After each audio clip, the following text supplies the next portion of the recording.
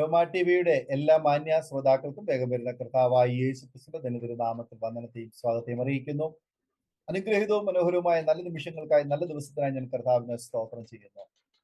Aroma T V ചാനലിലൂടെ ഇതിനോടകം അനേക പ്രിയപ്പെട്ടവരുടെ ജീവിത അനുഭവങ്ങളും ദൈവം നടത്തിയ അത്ഭുതകരമായ വഴികളെയും കുറിച്ച് പങ്കുവയ്ക്കുവാൻ കർത്താവ് കൃപ ചെയ്തുകൊണ്ടിരിക്കുന്നു. അത് അനേക പ്രിയപ്പെട്ടവർക്ക് അനുഗ്രഹത്തിന് കാരണമായി തീർന്നുകൊണ്ടിരിക്കുന്നു എന്നറിയുവാൻ കഴിയുന്നത് വളരെ സന്തോഷമുണ്ട്.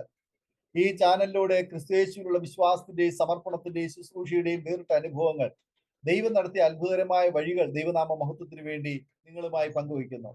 ലോകത്തിന്റെ വിവിധ കോണുകളിൽ, വിവിധ സാഹചര്യങ്ങളിൽ ആരാലും അറിയപ്പെടാതെ കഴിയുന്ന, കർത്താവിന് വേണ്ടി പ്രയോജനപ്പെടുന്ന പ്രിയപ്പെട്ടവരെ പ്രേക്ഷകരുടെ മുൻപിൽ പരിചയപ്പെടുന്നതിൽ ഞങ്ങൾക്ക് വളരെ സന്തോഷമുണ്ട്. ഇന്ന് നമ്മൾ ക്ഷണം സ്വീകരിച്ച നമ്മോടൊപ്പം ജോയിൻ ചെയ്തിരിക്കുന്നത് തിരുവനന്തപുരം ജില്ലയിലെ പാർത്തുകൊണ്ട് കർത്താവിന് വേണ്ടി പ്രയോജനപ്പെട്ടുകൊണ്ടിരിക്കുന്ന കർത്താവദാസി സിസ്റ്റർ ഷീന ശ്രീനി എന്ന് പറയുന്ന കർത്താവദാസിയാണ്. തന്റെ സാക്ഷ്യം നിങ്ങൾക്ക് അനുഗ്രഹമായിരിക്കും എന്ന് ഞങ്ങൾ പൂർണ്ണമായി വിശ്വസിക്കുന്നു. നിങ്ങളുടെ പ്രിയപ്പെട്ടവർക്ക്, സുഹൃത്തുക്കൾക്ക് ഈ സാക്ഷ്യം ഷെയർ ചെയ്ത് കൊടുക്കണം. നിങ്ങളുടെ വലിയൊരു അഭിപ്രായങ്ങളും നിർദ്ദേശങ്ങളും കമന്റ് ബോക്സിൽ അറിയിക്കണം. നിങ്ങൾക്ക് ഒരു പ്രാർത്ഥനാ വിഷയമുണ്ട്, ഞങ്ങളുമായി പങ്കുവയ്ക്കുവാൻ നിങ്ങൾ ആഗ്രഹിക്കുന്നുവെങ്കിൽ സ്ക്രീനിൽ കാണുന്ന വാട്സ്ആപ്പ് നമ്പറിൽ ഞങ്ങളെ അറിയിച്ചാൽ ഞങ്ങൾ നിങ്ങൾക്ക് വേണ്ടി പ്രാർത്ഥിക്കുന്നു. സാക്ഷ്യം പറഞ്ഞ പ്രിയപ്പെട്ടവരോടൊപ്പം എല്ലാ തിങ്കളാഴ്ചയും രാത്രി 8 മണി മുതൽ ഓൺലൈനിലൂടെ നടക്കുന്ന പ്രാർത്ഥനാ കൂട്ടായ്മയിൽ നിങ്ങൾക്ക് പങ്കെടുക്കാവുന്നതാണ്. അതുപോലെ തന്നെ നിങ്ങളുടെ വലിയ അഭിപ്രായങ്ങളും നിർദ്ദേശങ്ങളും കമന്റ് ബോക്സിൽ രേഖപ്പെടുത്താവുന്നതാണ്. ചാനൽ ആദ്യമായിട്ടാണ് കാണുന്നതെങ്കിൽ ഒന്ന് സബ്സ്ക്രൈബ് ചെയ്ത് താഴെ കാണുന്ന ബെൽ ബട്ടൺ അമർത്തി ഈ ശുശ്രൂഷയെ ഒന്ന് പ്രോത്സാഹിപ്പിക്കാൻ പ്രത്യേകം ഓർപ്പിക്കുന്നു. കർത്താവ് നമ്മെ സഹായിക്കട്ടെ. കർത്താവിന്റെ വിലപ്പെട്ട ദാസി സിസ്റ്റർ ഷീന ശ്രീനിയെ തികഞ്ഞ സ്നേഹത്തോടും ആദരവോടും കൂടി അരോമ ടി വി പ്രേക്ഷകരോടൊപ്പം സമയം ചെലവഴിക്കുന്നതിനായിട്ട് ക്ഷണിച്ചുകൊള്ളും. ക്രിസ്തേശുവിന്റെ നാമത്തിൽ എൻ്റെ എല്ലാവർക്കും എൻ്റെ സ്നേഹവന്ദനം അറിയിക്കുന്നു. അരോമ ടി വിക്ക് എനിക്ക് ഇങ്ങനൊരു അവസരം ഒരുക്കി തന്ന അരോമ ടി വിയിലോട് ഞാൻ നന്ദി പറയുന്നു. എൻ്റെ പേര് ഷീന, എൻ്റെ ഹസ്ബൻഡിൻ്റെ പേര് ശ്രീനി. ഞങ്ങൾ കുടുംബമായിട്ട് ട്രിവാൻഡ്രത്ത് താമസിക്കുന്നു. ഞങ്ങൾക്കൊരു മകളുണ്ട്. അവൾ കുടുംബമായിട്ട് UK സെറ്റിലാണ്. ഇപ്പോൾ ഞാൻ സുവിശേഷകയാണ്.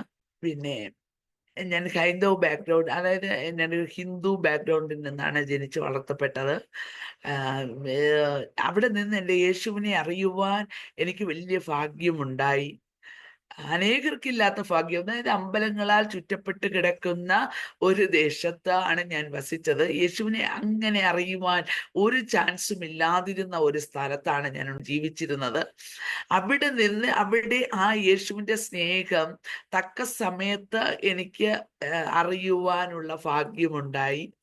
എൻ്റെ അച്ഛൻ വന്നിട്ട് പട്ടാളക്കാരനായിരുന്നു. എൻ്റെ അമ്മ ഒരു ഹൗസ് വൈഫാണ്.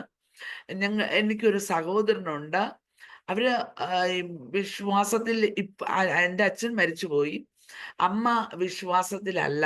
വിശ്വാസത്തിലാണോ എന്ന് ചോദിച്ചാൽ ആണ്, എന്നാൽ അല്ലേ. അതായത് മിസ്രൈം വിട്ടു കനാനിലെത്തിയില്ല എന്ന് പറയും പോലെ മിസ്രൈമിൽ നിന്ന് അവിടെ നിന്ന് ഇറങ്ങി യേശുവിനെ അറിയാനുള്ള ഭാഗ്യം ഒരുപാട് ഉണ്ടായി. ദൈവം അത്ഭുതകരമായ രോഗസൗഖ്യങ്ങളൊക്കെ പ്രാർത്ഥിച്ചപ്പോൾ ദൈവം കൊടുത്തിട്ടുണ്ട്. പക്ഷെ അതിനനുസരിച്ച് വന്നിട്ടില്ല. ആ പാരമ്പര്യത്തിൽ ഇങ്ങനെ ഇരിക്കുന്നു. അതായത് ഞാൻ മരിച്ചു കഴിഞ്ഞാൽ എന്തായി തീരും എന്നുള്ളതൊക്കെയാണ്. കുട്ടിക്കാലം എനിക്ക് വളരെ ക്ലേശങ്ങൾ നിറഞ്ഞതായിരുന്നു എന്ന് വേണം പറയാൻ. എൻ്റെ അച്ഛൻ എൻ്റെ 13ാമത്തെ വയസ്സിലാണ് മരിച്ചത്. അച്ഛൻ 13ാമത്തെ വയസ്സിൽ മരിച്ചു. അച്ഛൻ എന്നോട് ഭയങ്കര സ്നേഹമായിരുന്നു. എനിക്കൊരു വലിയമ്മ ഉണ്ടായിരുന്നു. അതായത് എനിക്കൊരു വലിയമ്മ, അമ്മയുടെ ജ്യേഷ്ഠത്തി 5 പേരുണ്ട്. അതിൽ ഒരു വലിയമ്മയുടെ മകൻ പ്രസാദ് എന്നാ പേര്. പുള്ളിക്കാരൻ എന്നോട് ഭയങ്കര സ്നേഹമാണ്. എൻ്റെ അടുത്ത സഹോദരി എന്നുള്ള രീതിയിൽ നല്ല സ്നേഹത്തിൽ ആയിരുന്നത് ഈ വലിയമ്മയുടെ മകനാ. അത് എൻ്റെ കഷ്ടകാലം എന്ന് പറയട്ടെ. പുള്ളിക്കാരനും കിഡ്നി രോഗം വന്ന് മരിച്ചുപോയി. അങ്ങനെ പിന്നെ എനിക്ക് ഈ ലോകത്ത് ജീവിക്കണമെന്ന് ആഗ്രഹമില്ല. പ്രത്യേകിച്ച് അമ്മയുടെ ആ അതായത് ഈ ഇരുപക്ഷ സ്വഭാവം കണ്ടപ്പോഴത്തേക്ക് അതായത് മോനോട് കൂടുതൽ സ്നേഹവും എന്നോട് സ്നേഹം ഇല്ലാത്തൊരവസ്ഥയും ആണ്. അതായത് എൻ്റെ അച്ഛൻ മരിച്ചു, എനിക്ക് വേണ്ടപ്പെട്ട എൻ്റെ സഹോദരൻ മരിച്ചു. അത് കാരണം എനിക്ക് ജീവിക്കുവാനില്ല. വീട്ടില് എപ്പോഴും ഒരു കുറ്റപ്പെടുത്തലും ഒരു ഒറ്റപ്പെടുത്തലും ആ ഒരു അവസ്ഥയിൽ കൂടെ ഞാൻ കടന്നുപോയ ഒരു വ്യക്തിയാണ്. അങ്ങനെ ഭയങ്കര കുട്ടിക്കാലം ഭയങ്കര അനുഗ്രഹിക്കപ്പെട്ട കുട്ടിക്കാലം. എൻ്റെ അച്ഛൻ അതായത് പട്ടാളക്കാരനായിരുന്നിട്ട് ഗൾഫിൽ പോയി, ഗൾഫിലായിരുന്നു. പിന്നെ നാട്ടിലോട്ട് വരുമ്പഴ് ആ കുറച്ച് നാളുകള് ഉണ്ടായിരുന്ന സ്നേഹം. പിന്നെ ഞാൻ അറിവായ സമയം ഞാൻ അതായത് ഒരു എനിക്കൊരു 13ാമത്തെ വയസ്സിൽ എൻ്റെ അച്ഛൻ മരിക്കുന്നു. അസുഖം അതായത് അച്ഛൻ നല്ലോണം പട്ടാളക്കാരനായത് കൊണ്ടായിരിക്കാം ഭയങ്കര മദ്യപാനം ഉണ്ടായിരുന്നു. ആള് നല്ല സൈസും നല്ല ഹൈറ്റും വെയിറ്റും ഉള്ളൊരു മനുഷ്യനാണ്. പക്ഷെ എന്നോട് ഭയങ്കര സ്നേഹമാണ്. പക്ഷെ അച്ഛൻ മരിച്ചു. അങ്ങനെ ആ അച്ഛൻ മരിച്ചപ്പോൾ അച്ഛൻ ഭയങ്കര ഇത് കുടിക്കുമായിരുന്നു. അങ്ങനെയാണ് ആ രോഗം വന്നത്. അങ്ങനെ അച്ഛൻ മരിച്ചു. അങ്ങനെ ഞാൻ കുഞ്ഞുനാളിലെ ഒരൊറ്റപ്പെട്ട ജീവിതമാ. അതിൽ കൂടെ എനിക്ക് ചെറിയ പ്രശ്നവും അല്ലാണ്ട് വന്നപ്പോ എങ്ങനെയും മരിച്ചാ മതി. ഈ ഭൂമിയിൽ ഇനി എനിക്ക് ജീവിതം വേണ്ട എന്ന് പറഞ്ഞിട്ട് ഞാൻ മരിക്കുവാൻ വേണ്ടി തയ്യാറായതാണ്. ആ സമയത്താണ് അവന്റെ 19ാമത്തെ വയസ്സിലാണ് കർത്താവായ യേശുവിനെ ശരിക്കും രുചിച്ചറിയുവാനുള്ള ഭാഗ്യം എനിക്ക് ഉണ്ടാകുന്നത്. അതായത് ഒരു യേശുവിന്റെ അന്ന് അറിയത്തില്ലല്ലോ, ഒരു യേശുവിന്റെ ഫോട്ടോ കിട്ടിയിട്ടുണ്ടായിരുന്നു. ആ ഫോട്ടോന് ഞാൻ എൻ്റെ റൂമിൽ കൊണ്ടുവന്ന് ഇങ്ങനെ വെച്ചിട്ട് എനിക്ക് വിഷമം വരുമ്പോ ഇങ്ങനെ ആ ഫോട്ടോയിലോട്ട് ചാഞ്ഞു കിടന്ന് എന്റെ വിഷമം പറയുന്ന ഒരവസ്ഥ ഉണ്ടായിരുന്നു. അപ്പൊ അങ്ങനെയായിരുന്നു എൻ്റെ ക്രിസ്ത്യൻ ജീവിതം, എൻ്റെ എന്ന് പറയുന്നത്. അങ്ങനെ ഉള്ള ഒരു അത്ര ഉള്ള ഇതേ ഉണ്ടായിരുന്നുള്ളൂ. പക്ഷേ മരിക്കുവാൻ വേണ്ടിയിട്ട്, ആത്മഹത്യ ചെയ്യുവാൻ വേണ്ടിയിട്ട് ഒരു എല്ലാം ഒരുക്കി വെച്ചിട്ട്, അതായത് ഒരു ദിവസം വീട്ടുകാരോട് പറഞ്ഞു ഞാൻ ആത്മഹത്യ ചെയ്യാൻ പോവാ. അത് പല പ്രാവശ്യം പറഞ്ഞിട്ടുണ്ട്. ആത്മഹത്യ പറയുന്ന ആൾക്കാർ ചെയ്യത്തില്ലല്ലോ. അപ്പം ഞാൻ വീട്ടിൽ എപ്പോഴും പറഞ്ഞ് പേടിപ്പിക്കുമായിരുന്നു. പക്ഷേ ഈ ഈ സമയം മരിക്കുവാൻ പോകുന്ന സമയം, അതായത് ആത്മഹത്യ ചെയ്യാൻ പോകുന്ന സമയം ആരോടും പറഞ്ഞില്ല. എല്ലാം റെഡിയാക്കി വെച്ചു. വീട്ടുകാർ അതായത് തൂങ്ങി മരിക്കുവാനാണ് പ്ലാൻ ഇട്ടത്. അങ്ങനെ വീട്ടുകാരൊക്കെ ഉറങ്ങുവാൻ വേണ്ടി കാത്തിരുന്നു. അവര് ഉറങ്ങുന്നതിന് മുമ്പ് ഞാൻ ഉറങ്ങി. അത് എൻ്റെ ദൈവം എന്നെ കണ്ടത് കൊണ്ട് എൻ്റെ ദൈവത്തിന് എത്ര നന്ദി പറഞ്ഞാലും മതിയാവില്ല. പിന്നെ ആ സമയത്ത് കർത്താവായ യേശു എൻ്റെ അടുക്കല് വന്നത് കൊണ്ട്, അതായത് പിറ്റേ ദിവസം രാവിലെ എണീക്കുന്ന എന്തായാലും ഈ ലോകത്തോട്ട് ഞാൻ ഇല്ല, ഇനി എനിക്ക് ജീവിതമില്ല, ഞാൻ മരിക്കുമെന്ന് വിചാരിച്ചിട്ട് അച്ഛൻ ഗൾഫിലായിരുന്നല്ലോ. അപ്പോഴത്തേക്ക് ടേപ്പ് റെക്കോർഡർ കൊണ്ടുവന്ന്, അന്നത്തെ കാലത്ത് ടേപ്പ് റെക്കോർഡർ കൊണ്ട്, അപ്പൊ എപ്പോഴും ഞാൻ ടേപ്പാണ് യൂസ് ചെയ്യുന്നത്. എപ്പോഴും പാട്ട് കേൾക്കാനൊക്കെ ഭയങ്കര ഇഷ്ടമാണ്. ഈ ഡബ്ബന പാട്ടൊക്കെ ഭയങ്കര ഇഷ്ടമാണ്. ആ സമയത്ത് യേശുവിനെ അറിഞ്ഞൂടല്ലോ. അങ്ങനെയായിരുന്നു സംഭവം. ഭയങ്കര പക്ഷെ അന്നെന്ന് പറഞ്ഞാൽ ഈ മരിക്കുവാൻ പോകുന്ന ആ സമയത്ത് സൗണ്ട് വെളി കേൾക്കാതിരിക്കാൻ വേണ്ടി റേഡിയോ, അത് എന്താണ് എങ്ങനെ എനിക്ക് സംഭവിച്ചു എന്നൊന്നും എനിക്കറിയത്തില്ല. റേഡിയോ ആണ് ഞാൻ ഓൺ ചെയ്യുന്നത്. റേഡിയോ ഓൺ ചെയ്തതും കേട്ടത് ആത്മഹത്യ ഒന്നിനും ഒരു പരിഹാരമല്ല. ആര് പറഞ്ഞതാ? കെ പി യോഹന്നാന്റെ ആത്മീയാത്ര സംപ്രേഷണം ആദ്യമായിട്ട് കേൾക്കുക. ഈ കേൾക്കുന്ന എന്തുവാ? ആത്മഹത്യ ഒന്നിനും ഒരു പരിഹാരമല്ല. ഞാൻ ശരിക്കും അതിശയിച്ചു പോയി. ഞാൻ ആത്മഹത്യ ചെയ്യാൻ പോകുന്നത് ഇതെങ്ങനെ അറിഞ്ഞത് എന്നുള്ള ഭയങ്കരമായിട്ട് ഞാൻ ഭയങ്കര അതിശയിച്ചു പോയി. ആ സമയത്ത് പുള്ളിക്കാരൻ ഉടനെ തന്നെ കുറേ കാര്യങ്ങൾ ശരിക്കും നല്ല ഭയപ്പെടേണ്ട, ഞാൻ നിന്നോട് കൂടെ ഉണ്ടെന്നുള്ള ആ വാക്യങ്ങളെ പോലെയും അതുപോലെ കുറേ കാര്യങ്ങൾ ഇങ്ങനെ കുറച്ച് ഒരു 10 മിനിറ്റ് 15 മിനിറ്റേ ഉള്ളൂ അതിനകത്ത്. ഈ 15 മിനിറ്റിനകത്ത് 15 മിനിറ്റോ 10 മിനിറ്റോ ആണ്. ഈ കുറച്ച് ടൈമേ ഉള്ളൂ. അവസാനം നിങ്ങൾ ഒരു കാര്യം ചെയ്യ്, തലയിൽ കൈവയ്ക്ക്, ഞാൻ നിങ്ങൾക്ക് വേണ്ടി പ്രാർത്ഥിക്കാം എന്ന് പറഞ്ഞു. യേശുവിനെ രക്ഷകനും കർത്താവുമായി ഏറ്റു പറയിപ്പിച്ചു. ഞാൻ പറയുന്നത് പോലെ പറയണം എന്ന് പറഞ്ഞു. അങ്ങനെ ഞാൻ ഏറ്റു പറഞ്ഞു. അങ്ങനെ ഞാൻ കർത്താവായ യേശുവിനെ സ്വീകരിച്ചു. അത് എൻ്റെ 19ാമത്തെ വയസ്സിൽ നടന്ന സംഭവമാണ്. പിന്നെ ഞാൻ എന്ത് ചെയ്യുമെന്നറിയാമോ? എന്തേലുമൊക്കെ പ്രശ്നം, പിന്നെ എനിക്കറിയാം ഭയങ്കര സമാധാനം, ഒരു വല്ലാത്ത ഭയങ്കര ഒരു സമാധാനം. ഈ തലയിൽ കൈവച്ച് ഞാൻ തനിയെ തന്നെ തലയിൽ കൈവച്ചു.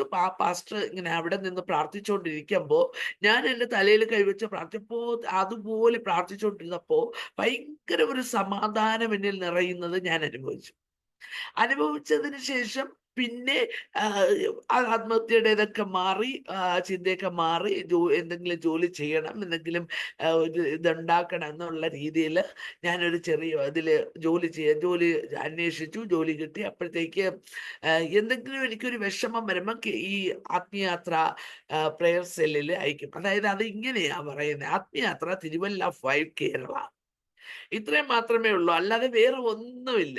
അപ്പൊ ഞാൻ എല്ലാ ലെറ്ററിലും ഇങ്ങനെ അയച്ചുകൊണ്ടിരിക്കും. എനിക്ക് എന്ത് വിഷമം വന്നാലും ഞാൻ ഉടനെ തന്നെ ഒരു ഇല്ലന്റ് മേടിക്കുക, എൻ്റെ വിഷയം എഴുതുക, എനിക്ക് വേണ്ടി പ്രാർത്ഥിക്കാൻ പറയുക, ഈ അഡ്രസ്സ് വെച്ചിട്ട് ഞാൻ അയക്കുക. ഇതാണ് ചെയ്തുകൊണ്ടിരുന്നത്.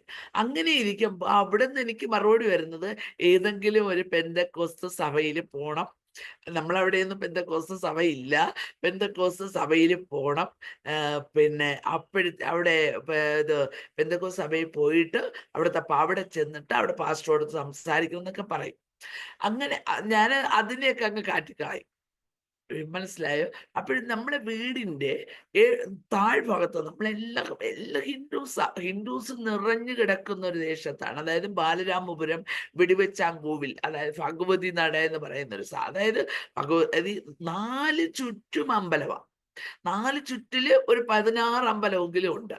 മനസ്സിലായോ? അത്രത്തോളം അമ്പലത്താൽ ചുറ്റപ്പെടും. അവിടെ ഒരു ഫാമിലി താഴെ ഞങ്ങളുടെ വീടിന്റെ താഴ്ഭാഗത്ത് വന്ന് താമസിക്കുവാനിടയായി. അതായത് പിന്നെ കല്ലിയൂർ കുഞ്ഞുമോൻ കേട്ടിട്ടുണ്ടോ? കല്ലിയൂർ കുഞ്ഞുമോന്റെ സഹോദരി അവരവിടെ വസ്തു വാങ്ങിച്ച് അവിടെ വന്ന്, അതായത് നമ്മുടെ കുറച്ച് സ്ഥലം അവിടെ ഉണ്ട്, അവിടെ അതിൻ്റെ അപ്പുറമായിട്ട് ഇവർ വന്ന് ഇവരെല്ലാ ദിവസവും എല്ലാ സൺഡേയ്സും നമ്മുടെ വീടിൻ്റെ അവിടെ കൂടിയാ ആരാധനയ്ക്ക് പോകുന്നത്.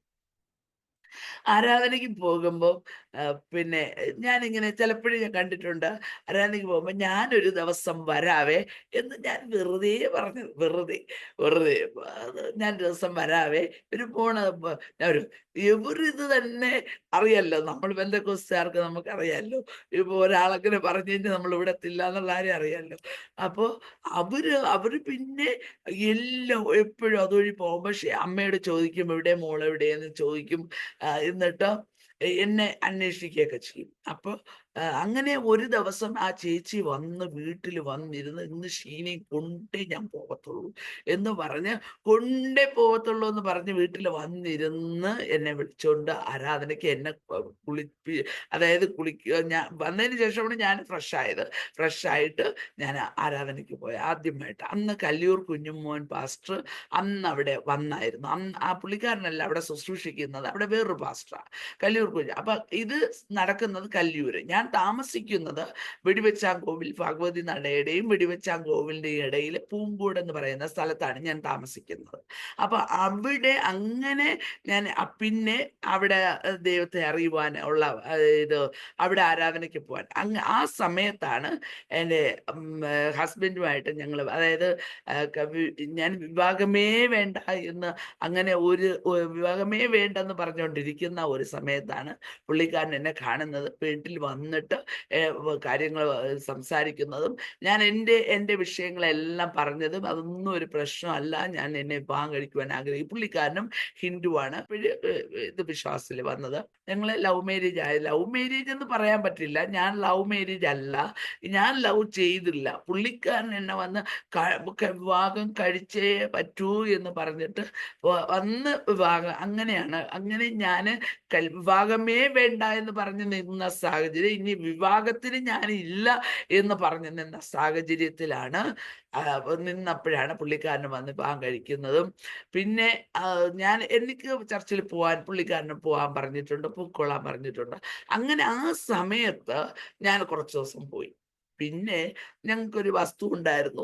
ആ സമയത്ത് എനിക്ക് വീട്ടിൽ നിന്ന് തന്നൊരു നല്ലൊരു ഷെയർ ഉണ്ടായിരുന്നു. അതായത് ഒരു നല്ലൊരു ഷെയറാ, അന്ന് നല്ലൊരു ആസ്തിയുള്ള ഷെയറാ. ഈ ഷെയർ വിൽക്കേണ്ട ഒരു സാഹചര്യം വന്നു. വിറ്റു. ശരിക്കും പറഞ്ഞാൽ അതെല്ലാം ക്യാഷ് അല്ല. നമ്മൾ എറണാകുളത്ത് പോയി ദൈവത്തെ അറിഞ്ഞു എങ്കിലും പിന്നെ ഉള്ളിലുണ്ട് യേശുവിനോടുള്ള സ്നേഹമുണ്ട് എന്ന് അറിഞ്ഞിട്ടില്ലാത്തതുപോലെ. എന്നാൽ 27ാമത്തെ വയസ്സ് പിന്നെ ഞാൻ ശരിക്കും ദൈവത്തിന്റെ അടുക്കിലേക്ക് വരുന്നത് 27ാമത്തെ വയസ്സിലാണ് എന്നെ സ്നാനപ്പെട്ട് ദൈവസഭയോട് ചേർന്ന് വരുന്നത്. പക്ഷെ അതിനിടയിൽ വെച്ച് പിന്നെ അടുത്ത് ദൈവം പിന്നെ എന്നെ മരുഭൂമിയിലേക്ക് കൊണ്ടുപോയി, നമ്മളെ ഭാഷയിൽ പറയും പോലെ മരുഭൂമിയിലേക്ക് കൊണ്ടുപോയി അവിടെ വെച്ച് കൃത്യമായി സംസാരിച്ചതുപോലെ അതുപോലെ എന്നെ അതുപോലുള്ള അവസ്ഥയെ കൂടെ മരുഭൂമി തന്നെയായി മാറി. എല്ലാം നഷ്ടപ്പെട്ട് ഫുൾ സീറോ. ഒരു ദിവസം നമ്മൾ അറിയുന്നു ഫുൾ സീറോ. ആ സമയത്താണ് അപ്പോഴാണ് ശരിക്കും ഞാൻ വിശ്വാസത്തിൽ വരുന്നത്. അന്ന് അപ്പോൾ മോക്ക് 4 വയസ്സായി, എനിക്ക് 27 വയസ്സായി. ആ 27ാമത്തെ വയസ്സിലാണ് ഞാൻ ശരിക്കും സ്നാനപ്പെട്ട് ദൈവസഭയോട് ചേർന്ന് വരുന്നത്. ഓക്കെ. അത് കഴിഞ്ഞതിന് ശേഷം എൻ്റെ അങ്ങനെ പിന്നെ പള്ളിയിലോ ചർച്ചിലൊക്കെ നല്ല ആക്റ്റീവായിട്ട് അപ്പോഴേ പിന്നെ എല്ലാം എന്ന് വെച്ചാൽ ദൈവം വിടുവിച്ചേ പറ്റത്തുള്ളൂ. Complete zero. സീറോ എന്ന് പറഞ്ഞാൽ ഒന്നുമില്ല, എല്ലാം വസ്തുവില്ല, വീടില്ല, ഒന്നുമില്ല. വീട്ടുകാര് എല്ലാം തന്നിട്ട് എല്ലാം നഷ്ടപ്പെട്ടത് കൊണ്ട് വീട്ടുകാരെ അടിച്ചിറക്കിയത് പോലത്തെ അവസ്ഥ. ഭയങ്കര കഷ്ടതയിൽ കൂടി കടന്നു പോകുന്ന ആ സമയത്താണ് ഞാൻ ശരിക്കും പിന്നെ ദൈവത്തെ അറിയുന്നത്. അപ്പൊ പിന്നെ അറിയാലോ, അങ്ങനെയുള്ളവരാണല്ലോ പിന്നെ ദൈവത്തിന്റെ അടുക്കൽ ആദ്യം വരുന്നത്. എന്ന് വെച്ചാല് എല്ലാം നഷ്ടപ്പെട്ട് ഒന്നുമില്ല, ദൈവം മാത്രമേ ഉള്ളൂ എന്നുള്ളൊരു അവസ്ഥയിൽ വന്നപ്പോൾ യേശുവിനെ അറിയുവാൻ ശരിക്കും രുചിച്ചറിഞ്ഞത് കൊണ്ട് പെട്ടെന്ന് സ്നാനപ്പെട്ട് പിന്നെ 8 മണിക്ക് ആരാധന ഉണ്ടെങ്കിൽ ഞാൻ 7 മണിക്ക് അവിടെ എത്തും. അങ്ങനെയുള്ള ആ ഒരു അവസ്ഥ അന്ന്. ഇന്നല്ല, അന്ന്.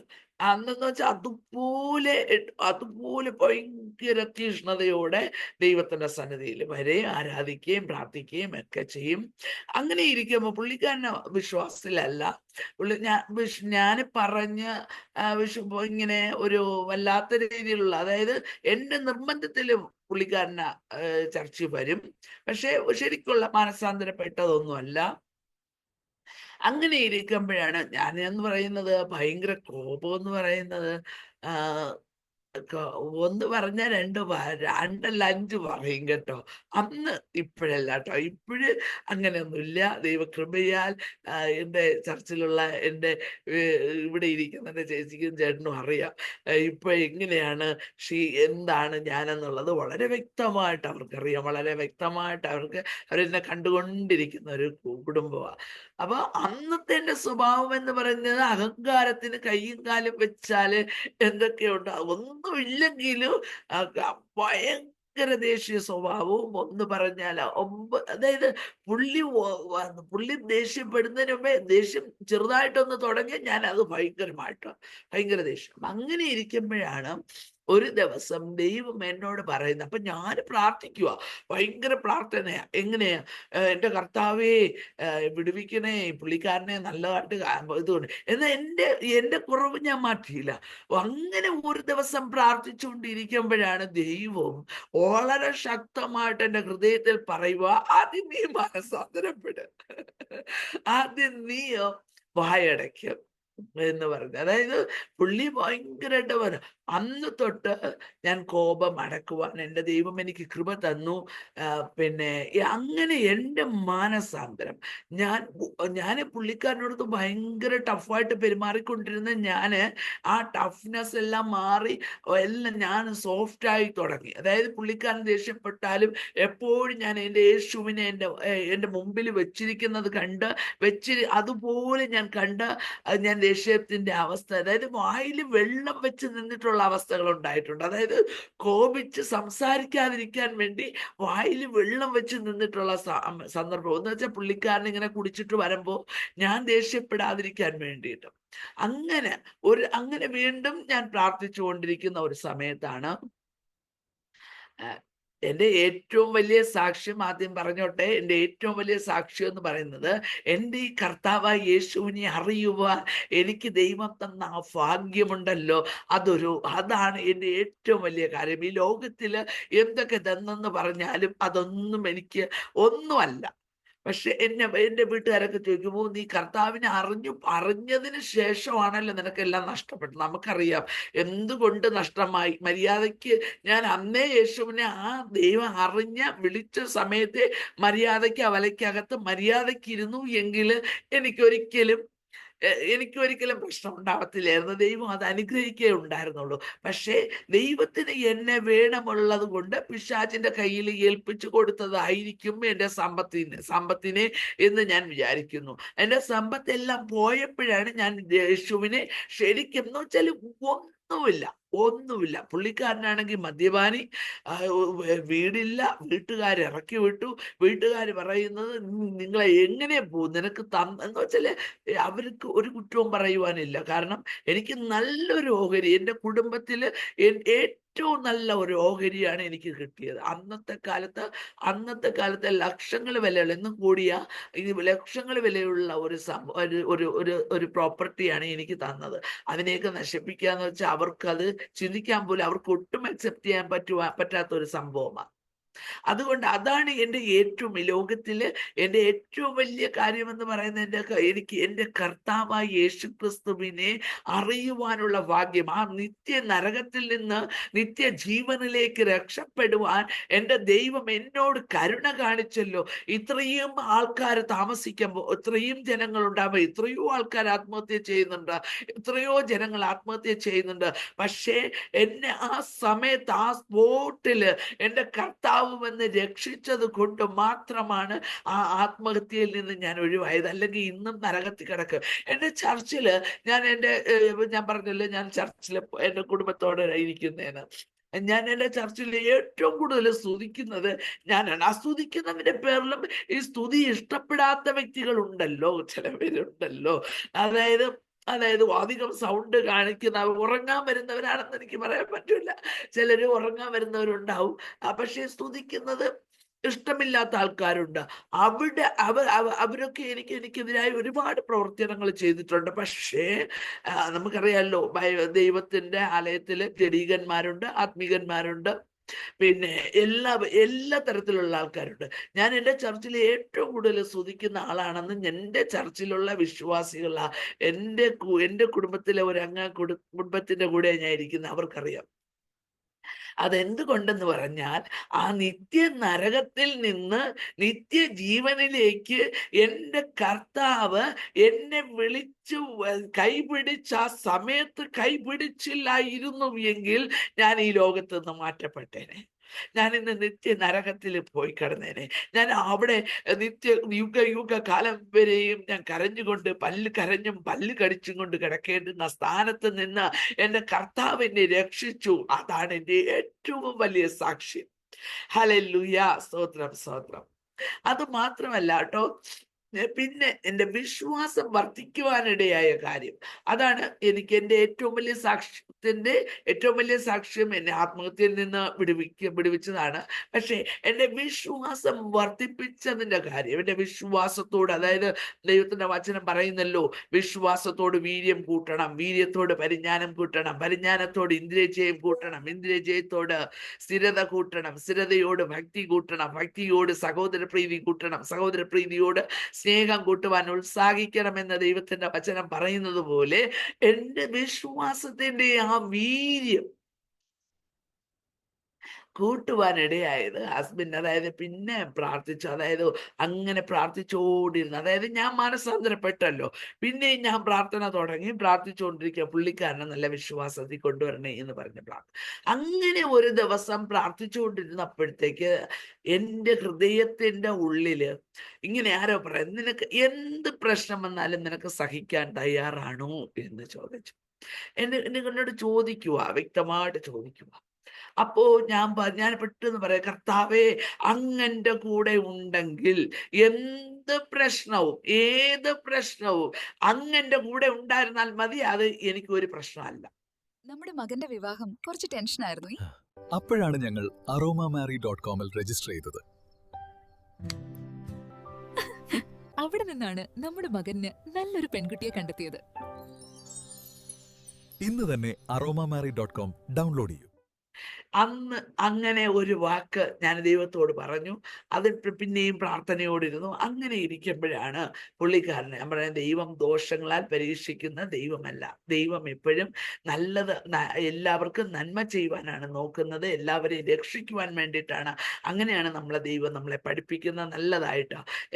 ദോഷങ്ങളാൽ പരീക്ഷിക്കുന്ന ദൈവമല്ല എന്ന് വചനത്തിൽ വ്യക്തമായിട്ട് പറയുന്നുണ്ട്. പക്ഷേ ചിലയിടത്ത് നമ്മൾ വായിക്കുന്ന സാത്താന്റെ ദൂതനെ ഏൽപ്പിച്ചു കൊടുത്തിട്ടുമുണ്ടെന്നും വായിക്കുന്നുണ്ട്. അതുപോലെ ഇത് സാത്താന്റെ ദൂതനെ ഏൽപ്പിച്ചതാണോ എന്നൊന്നും എനിക്കറിയത്തില്ല. പക്ഷെ ഒരു കാര്യം, പുള്ളിക്കാരൻ ഒരു ദിവസം പല്ലുവേദന, ഭയങ്കര പല്ലുവേദന എന്ന് പറയുന്നത് ഭയങ്കര പല്ലുവേദനയായിട്ട് പോയിരുന്നു. അങ്ങനെ ഹോസ്പിറ്റലിലൊന്നും പോകത്തില്ല. ഞാൻ ആ സമയത്ത് നമുക്ക് അതിനിടയിലൊക്കെ ഒരുപാട് വലിയ കാര്യങ്ങൾ നടന്നു. അതായത് ഞങ്ങൾക്ക് വീടില്ലാതിരിക്കുന്ന സമയത്ത് ഒരു കുടുംബം ആ പ്രാർത്ഥനയ്ക്ക് ഞാൻ പോകുന്ന ചർച്ച്, അതായത് അന്ന് ട്രിവാൻഡ്രം സിറ്റിയിലാണ് നമ്മൾ പ്രാർത്ഥനയ്ക്ക് വരുന്ന സമയത്ത് ആ ഒരു ചർച്ചിൽ, അന്ന് വരുന്ന ചർച്ചിൽ വരുന്ന ഒരു കുടുംബം ഇത് ബോംബെയിൽ പോവുകയാണ്.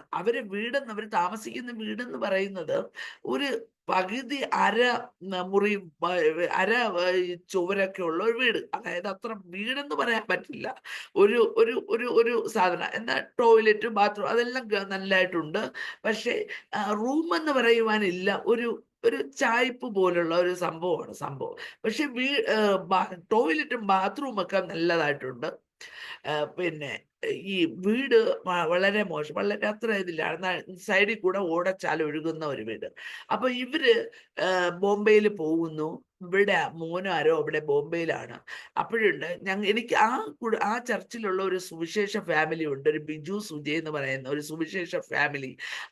ആ കുടുംബം ഇതിൻ്റെ അടുത്ത് ഈ കുടുംബം പറയണത്, ഇവർക്ക് വീടുണ്ട്, ഈ സുവിശേഷ ഫാമിലിക്ക് വീടുണ്ട്, നിങ്ങൾ കുറച്ച് ദിവസം ഇവിടെ വന്ന് താമസിച്ചോ എന്ന് ആ ബോംബെ പോകുന്ന വ്യക്തി, ആ കുടുംബം ഇവരോടത്ത് പറയുക. അപ്പോൾ ഇവർക്ക് നമ്മളെ കുറിച്ച് ഓർമ്മ വന്നിട്ട്, ഞങ്ങൾ വീടിൽ ഭയങ്കരമായിട്ടുള്ള വീട്ടിൽ വലിയ പ്രശ്നത്തിൽ കൂടെ കടന്നു പോകുന്നത് കൊണ്ട് നമുക്ക് വേണ്ടിയിട്ട് അവരെ റെക്കമെൻഡ് ചെയ്തു. അങ്ങനെ ഒരു വീട്ടിൽ ഞങ്ങൾ താമസിക്കുവാൻ പോവുകയാണ്. ആ താമസിക്കുന്ന സമയത്ത് താമസിച്ചുകൊണ്ടിരിക്കുമ്പോൾ ഒരു 1.5 മാസം കഴിഞ്ഞ സമയത്ത് പിന്നെ ഉടനെ അവിടെ നിന്ന് ഫോൺ കോൾ വരുന്നു. 4 ദിവസത്തിനകത്ത് മാറണം, 4 ദിവസത്തിനകത്ത് മാറി നമ്മൾ അവിടെ അങ്ങോട്ട് തിരിക്കുവാണ്, മാറിയേ പറ്റത്തുള്ളൂ എന്ന് പറഞ്ഞു. നോക്കണം, 4 ദിവസത്തിനകത്ത് മാറണം. നമ്മളെ കയ്യിലാണെങ്കിൽ അഡ്വാൻസ് കൊടുക്കാൻ പൈസയില്ല, ഒന്നുമില്ല എന്ന് പറഞ്ഞാൽ സീറോ. ഈ അമ്മയ്ക്ക് അതായത് എൻ്റെ കൊച്ചിനെ അവിടെ നിന്നാണ് പഠിക്കുന്നത്, വീട്ടിൽ നിന്നാണ് ആ സമയത്ത്. അവിടുത്തെ LKG പഠിച്ചിട്ട് UKG പോവാതെ 1ാം ക്ലാസ്സിൽ ഗവൺമെന്റ് സ്കൂളിൽ ആ സമയത്ത് കൊണ്ടാക്കി. എന്ന് വെച്ചാൽ നമ്മളെല്ലാം അതുപോലെ ഇല്ല അമ്മ, അങ്ങനെയുള്ള ഒരവസ്ഥ. അപ്പോഴത്തേക്ക് ഞാൻ ഈ വെള്ളിയാഴ്ചകളിൽ ചെന്ന് വിളിച്ചോണ്ട് വരും. വെള്ളിയാഴ്ച ചെന്ന് വിളിച്ചോണ്ട് വന്നിട്ട് ഞായറാഴ്ച ഇവിടെ, അങ്ങനെ ആ ഒരു ഭയങ്കരമായിട്ടുള്ള സാമ്പത്തിക ബുദ്ധിമുട്ടി കൂടെ പോകുന്ന ആ സമയം. അപ്പൊ ഇവര് വിളിച്ചു പറയുക, 4 ദിവസത്തിനകത്ത് വീട് മാറണം. നമ്മളെ കയ്യിലൊന്നുമില്ല.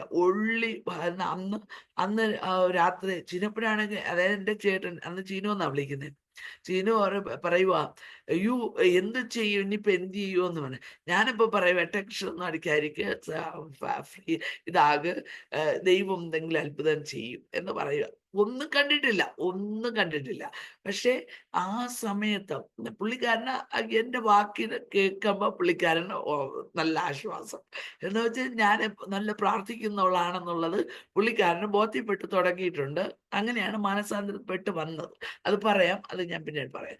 അപ്പോഴത്തേക്ക് അങ്ങനെ ഞാനിരുന്ന് കരയുക. ഞാനിപ്പുറത്ത് അരമുറി ചുവരുള്ള ഒരു റൂമാണ്, അടുത്ത റൂം. പുള്ളിക്കാരൻ അപ്പുറത്ത് കിടന്ന് ഉറങ്ങുന്നത്, ഞാനിപ്പുറത്തോട്ട് ഇരുന്നിട്ട് അരമുറി ചുവരുള്ള ആ ഒരു ഇതിലിരുന്നിട്ട് ഞാൻ പ്രാർത്ഥിച്ചുകൊണ്ടിരിക്കുവാണ്. ഞാൻ പ്രാർത്ഥിച്ചുകൊണ്ടിരിക്കുക, എന്ത് ചെയ്യും കർത്താവേ എന്ന് പറഞ്ഞുകൊണ്ടിരിക്കുക. അപ്പോഴത്തേക്ക് ഞാൻ എന്നിട്ട് അപ്പം എൻ്റെ ഹൃദയത്തിൽ ഇതുപോലെ, ഞാൻ അപ്പം പോകുന്ന ചർച്ചിലെ പാസ്റ്റർ വിളിച്ച് പറയാൻ വേണ്ടിയിട്ട് പറഞ്ഞു. അങ്ങനെ ഞാൻ ചർച്ചിലെ പാസ്റ്റർ ഇതുപോലെ വീട് മാറാൻ പറഞ്ഞു, 4 ദിവസത്തിനകത്ത് വീട് മാറണം. ഈ സമയത്ത് ഒരു വീട്ടിൽ വെച്ചാണ് നമ്മൾ അന്നത്തെ ആരാധന ഇൻഡിപെൻഡന്റ് ചർച്ചിൽ അന്ന് പോയിക്കൊണ്ടിരുന്നത്. അന്ന് അവിടെ ഈ ഒരു വീട്ടിൽ വെച്ച് ആരാധന നടക്കുന്നത്. അപ്പൊ ആ ആരാധന നടക്കുന്ന ആന്റിയോടൊത്ത് അവരോടൊത്ത് വേറൊരു വീട്ടിലോട്ട് മാറാൻ ദൈവം പറഞ്ഞു. അപ്പോ വളരെ വ്യക്തമായിട്ട് അവരോട് പറഞ്ഞ് ഇനി ഇവിടെ താമസിക്കേണ്ട, നീ അങ്ങോട്ട് മാറും എന്ന് പറഞ്ഞു. ഇതൊന്നും ഞാൻ ഇവിടെ പ്രാർത്ഥിച്ചുകൊണ്ടിരിക്കുന്നതും എനിക്ക് വീടില്ലാത്തതും ഇപ്പം ഞാൻ ഈ വീട്ടിൽ പ്രാർത്ഥനയ്ക്ക് പോകുമ്പോ ഞാൻ മനസ്സിൽ പറയും, അയ്യോ ഇതുപോലൊരു വീട്ടില് പ്രാർത്ഥിക്കാൻ, ഇതുപോലൊരു വീട്ടിൽ താമസിക്കാൻ എന്ന വഴി ദൈവമേ തുറക്ക എന്ന് ഹൃദയത്തില് അന്യായമൊന്നുമല്ല, മനസ്സിലൊരു ഒരു ആഗ്രഹം എന്നങ്ങനെ ഒരു ഇതുണ്ടാകുമെന്ന് എന്ന് ഞാൻ വിചാരിച്ചു. എന്ന് വെച്ചാൽ നമ്മൾ താമസിക്കുന്ന വീട് രാത്രി എന്ന് പറഞ്ഞാൽ കൊതുകിന്റെ മേളമാണ്. കൊതുക് എന്ന് പറഞ്ഞാൽ ഇങ്ങനെ ചുറ്റി അത്ര മുമ്പിൽ കൂടെ ഓട പോകുന്നു, അങ്ങനെയുള്ള ഒരു അവസ്ഥയിൽ കൂടെ പോകുന്ന സമയം. അങ്ങനെ ആ ഒരു 4 ദിവസം കൊണ്ട് ആ ആന്റിയോടത്ത്, അതായത് അന്ന് രാത്രി ഞാൻ ഇവിടെ പ്രാർത്ഥിച്ചുകൊണ്ടിരിക്കുന്ന അന്ന് രാത്രി ആന്റിയോടത്ത് പറയുക, നിങ്ങൾ അവിടെ നിന്ന് മാറണമെന്ന്. അപ്പൊ അടുത്ത സൺഡേ ആരാധനയ്ക്ക് പോവുകയാണ്. ഞാൻ ആരാധനയ്ക്ക് പോവുക, ഞങ്ങൾ ഈ വിഷമത്തോടെ പോവുകയാണ്. പോയപ്പോഴുണ്ട് ആന്റി അവിടെ എഴുന്നേറ്റ് നിന്ന് പറയുവാണ്, അടുത്ത ആഴ്ച തൊട്ട് നിങ്ങൾ എവിടെയാന്ന് വെച്ചാൽ ചർച്ച ആരാധന നോക്കിക്കോണം, ഞാൻ ഇവിടെ നിന്ന് ഈ ആഴ്ച വെക്കേറ്റ് ചെയ്യുവാണ് എന്ന് പറഞ്ഞു. ഉടനെ തന്നെ ആരാധന കഴിഞ്ഞതിന് ശേഷം തന്നെ പെട്ടെന്ന് അവിടെ ഒരു തീരുമാനം ഉണ്ടാവുകയാണ്, ഞങ്ങൾക്ക് വീട് തരാൻ വേണ്ടിയിട്ട്.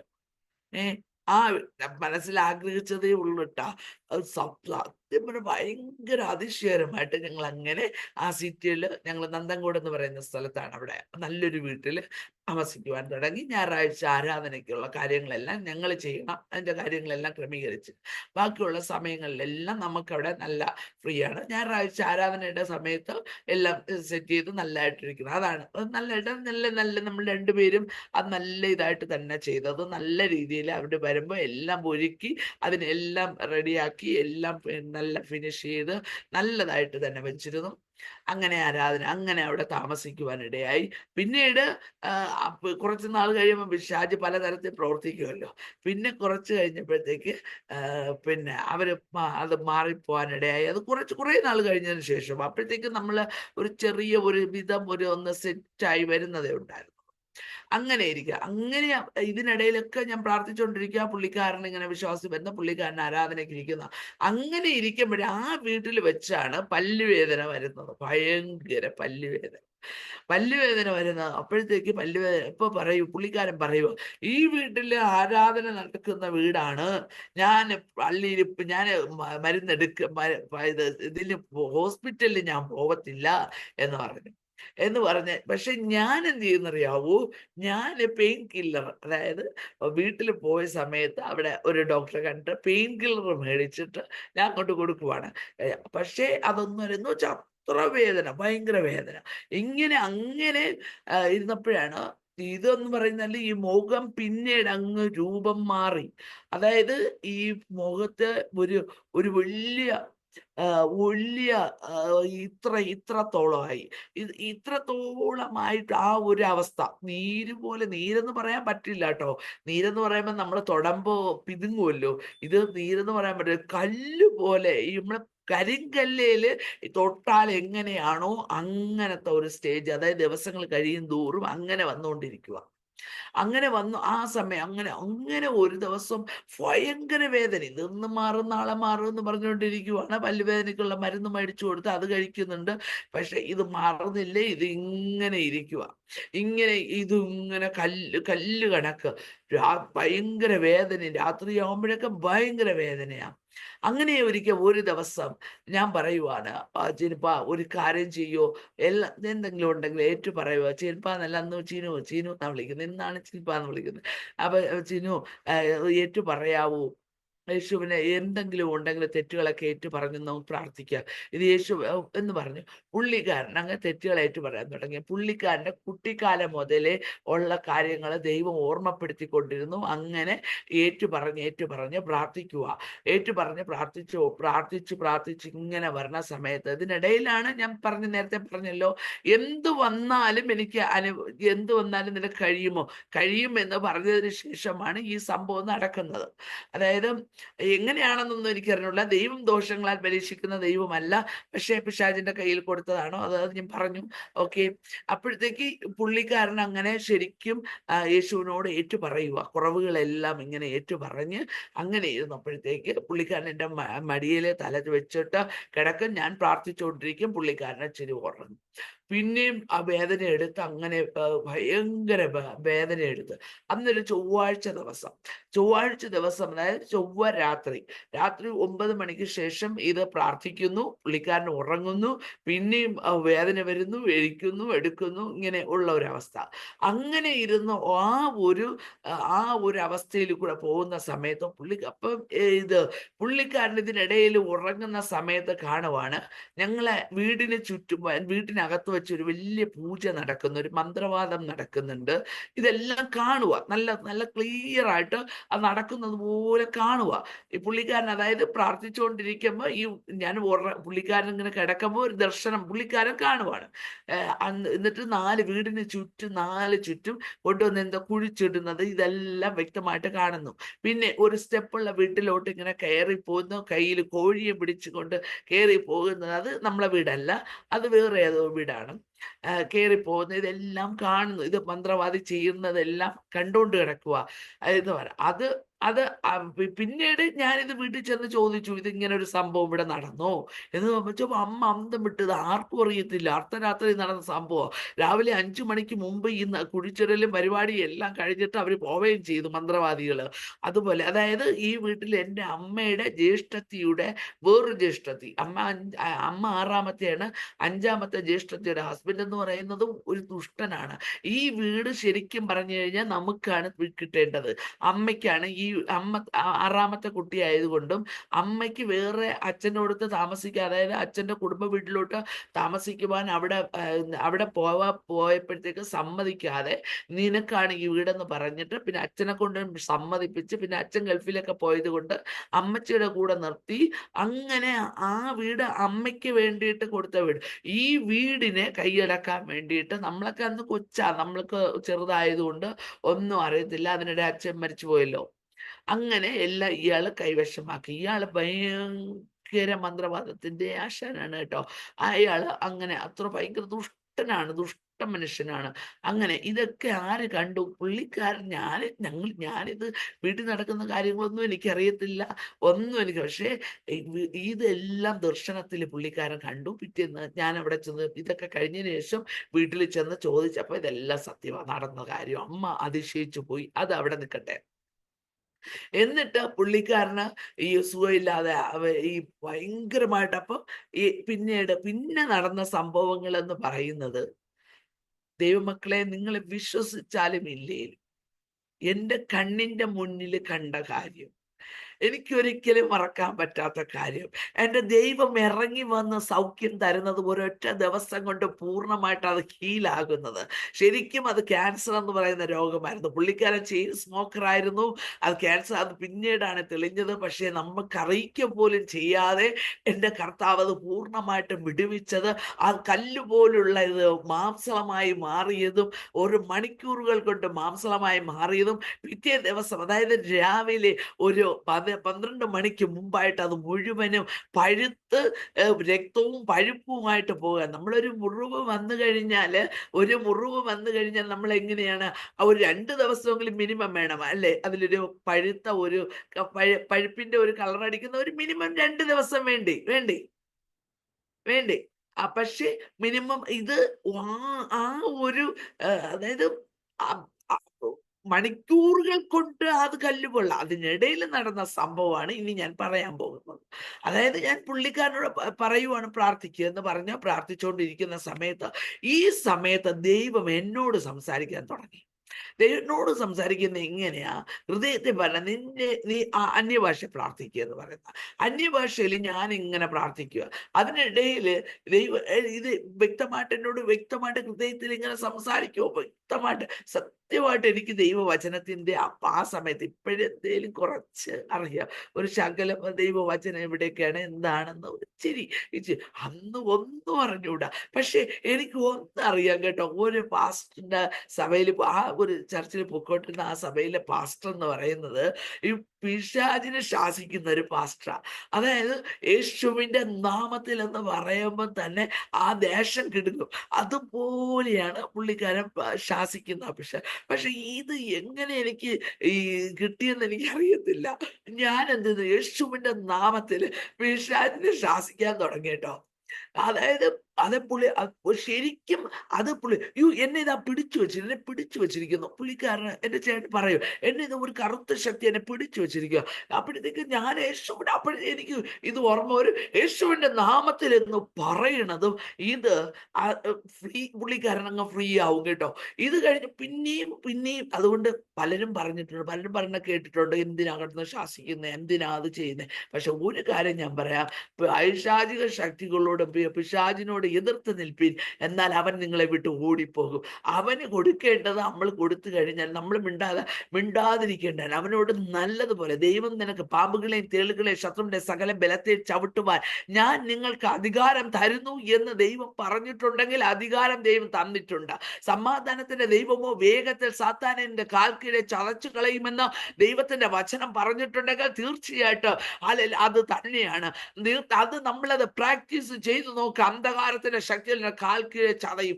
അതുപോലെ പാമ്പുകളെയും തേളുകളെയും ശത്രുവിന്റെ സകല ബലത്തെയും ചവിട്ടുവാൻ ഞാൻ നിങ്ങൾക്ക് അധികാരം തരുന്നു എന്ന് പറയുമ്പോൾ ആ അധികാരം ഉപയോഗിച്ച് അന്ധകാരത്തിന്റെ ശക്തികളെ തകർത്തു കഴിഞ്ഞാൽ അത് തീർച്ചയായിട്ടും അന്ധകാരത്തിന്റെ ശക്തി തകരും. കാരണം എനിക്ക് കറക്റ്റായിട്ട് അത് മനസ്സിലായ കാര്യവും പുള്ളിക്കാരൻ ഫ്രീ ആയ കാര്യവും.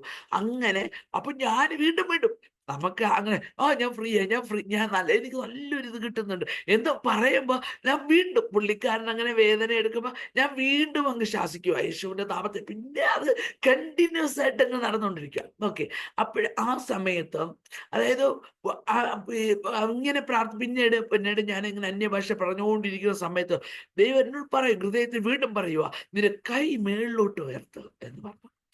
ഇന്ന് നമ്മൾ കൈകൾ മേളിലോട്ട് ഉയർത്തും. ദൈവത്തിന് സമർപ്പണം കൊടുക്കുന്നതിന് വേണ്ടിയിട്ട് കൈകൾ മേളിലോട്ട് ഉയർത്തുന്നത് നമ്മളെ തന്നെ സമർപ്പിക്കുന്നതാണ്. അതുപോലെ നമ്മളെ ഇത് കൈകൾ ഉയർത്തി യുദ്ധം ജയിച്ചതുപോലെ അതുപോലെ കൈ ഉയർത്തുന്നതും യുദ്ധം, അതായത് നമുക്കെതിരെ പോരാടുന്ന അന്ധകാരത്തിന്റെ ശക്തികളെ കൈകൾ ഉയർത്തി നിന്ന് പ്രാർത്ഥിക്കാൻ അന്ധകാരത്തിന്റെ ശക്തി തകരുമെന്ന് ഞാൻ വിശ്വസിക്കുന്നു. ഞാനത് പ്രാക്ടീസ് ചെയ്യുന്ന ഒരു വ്യക്തിയാണ്.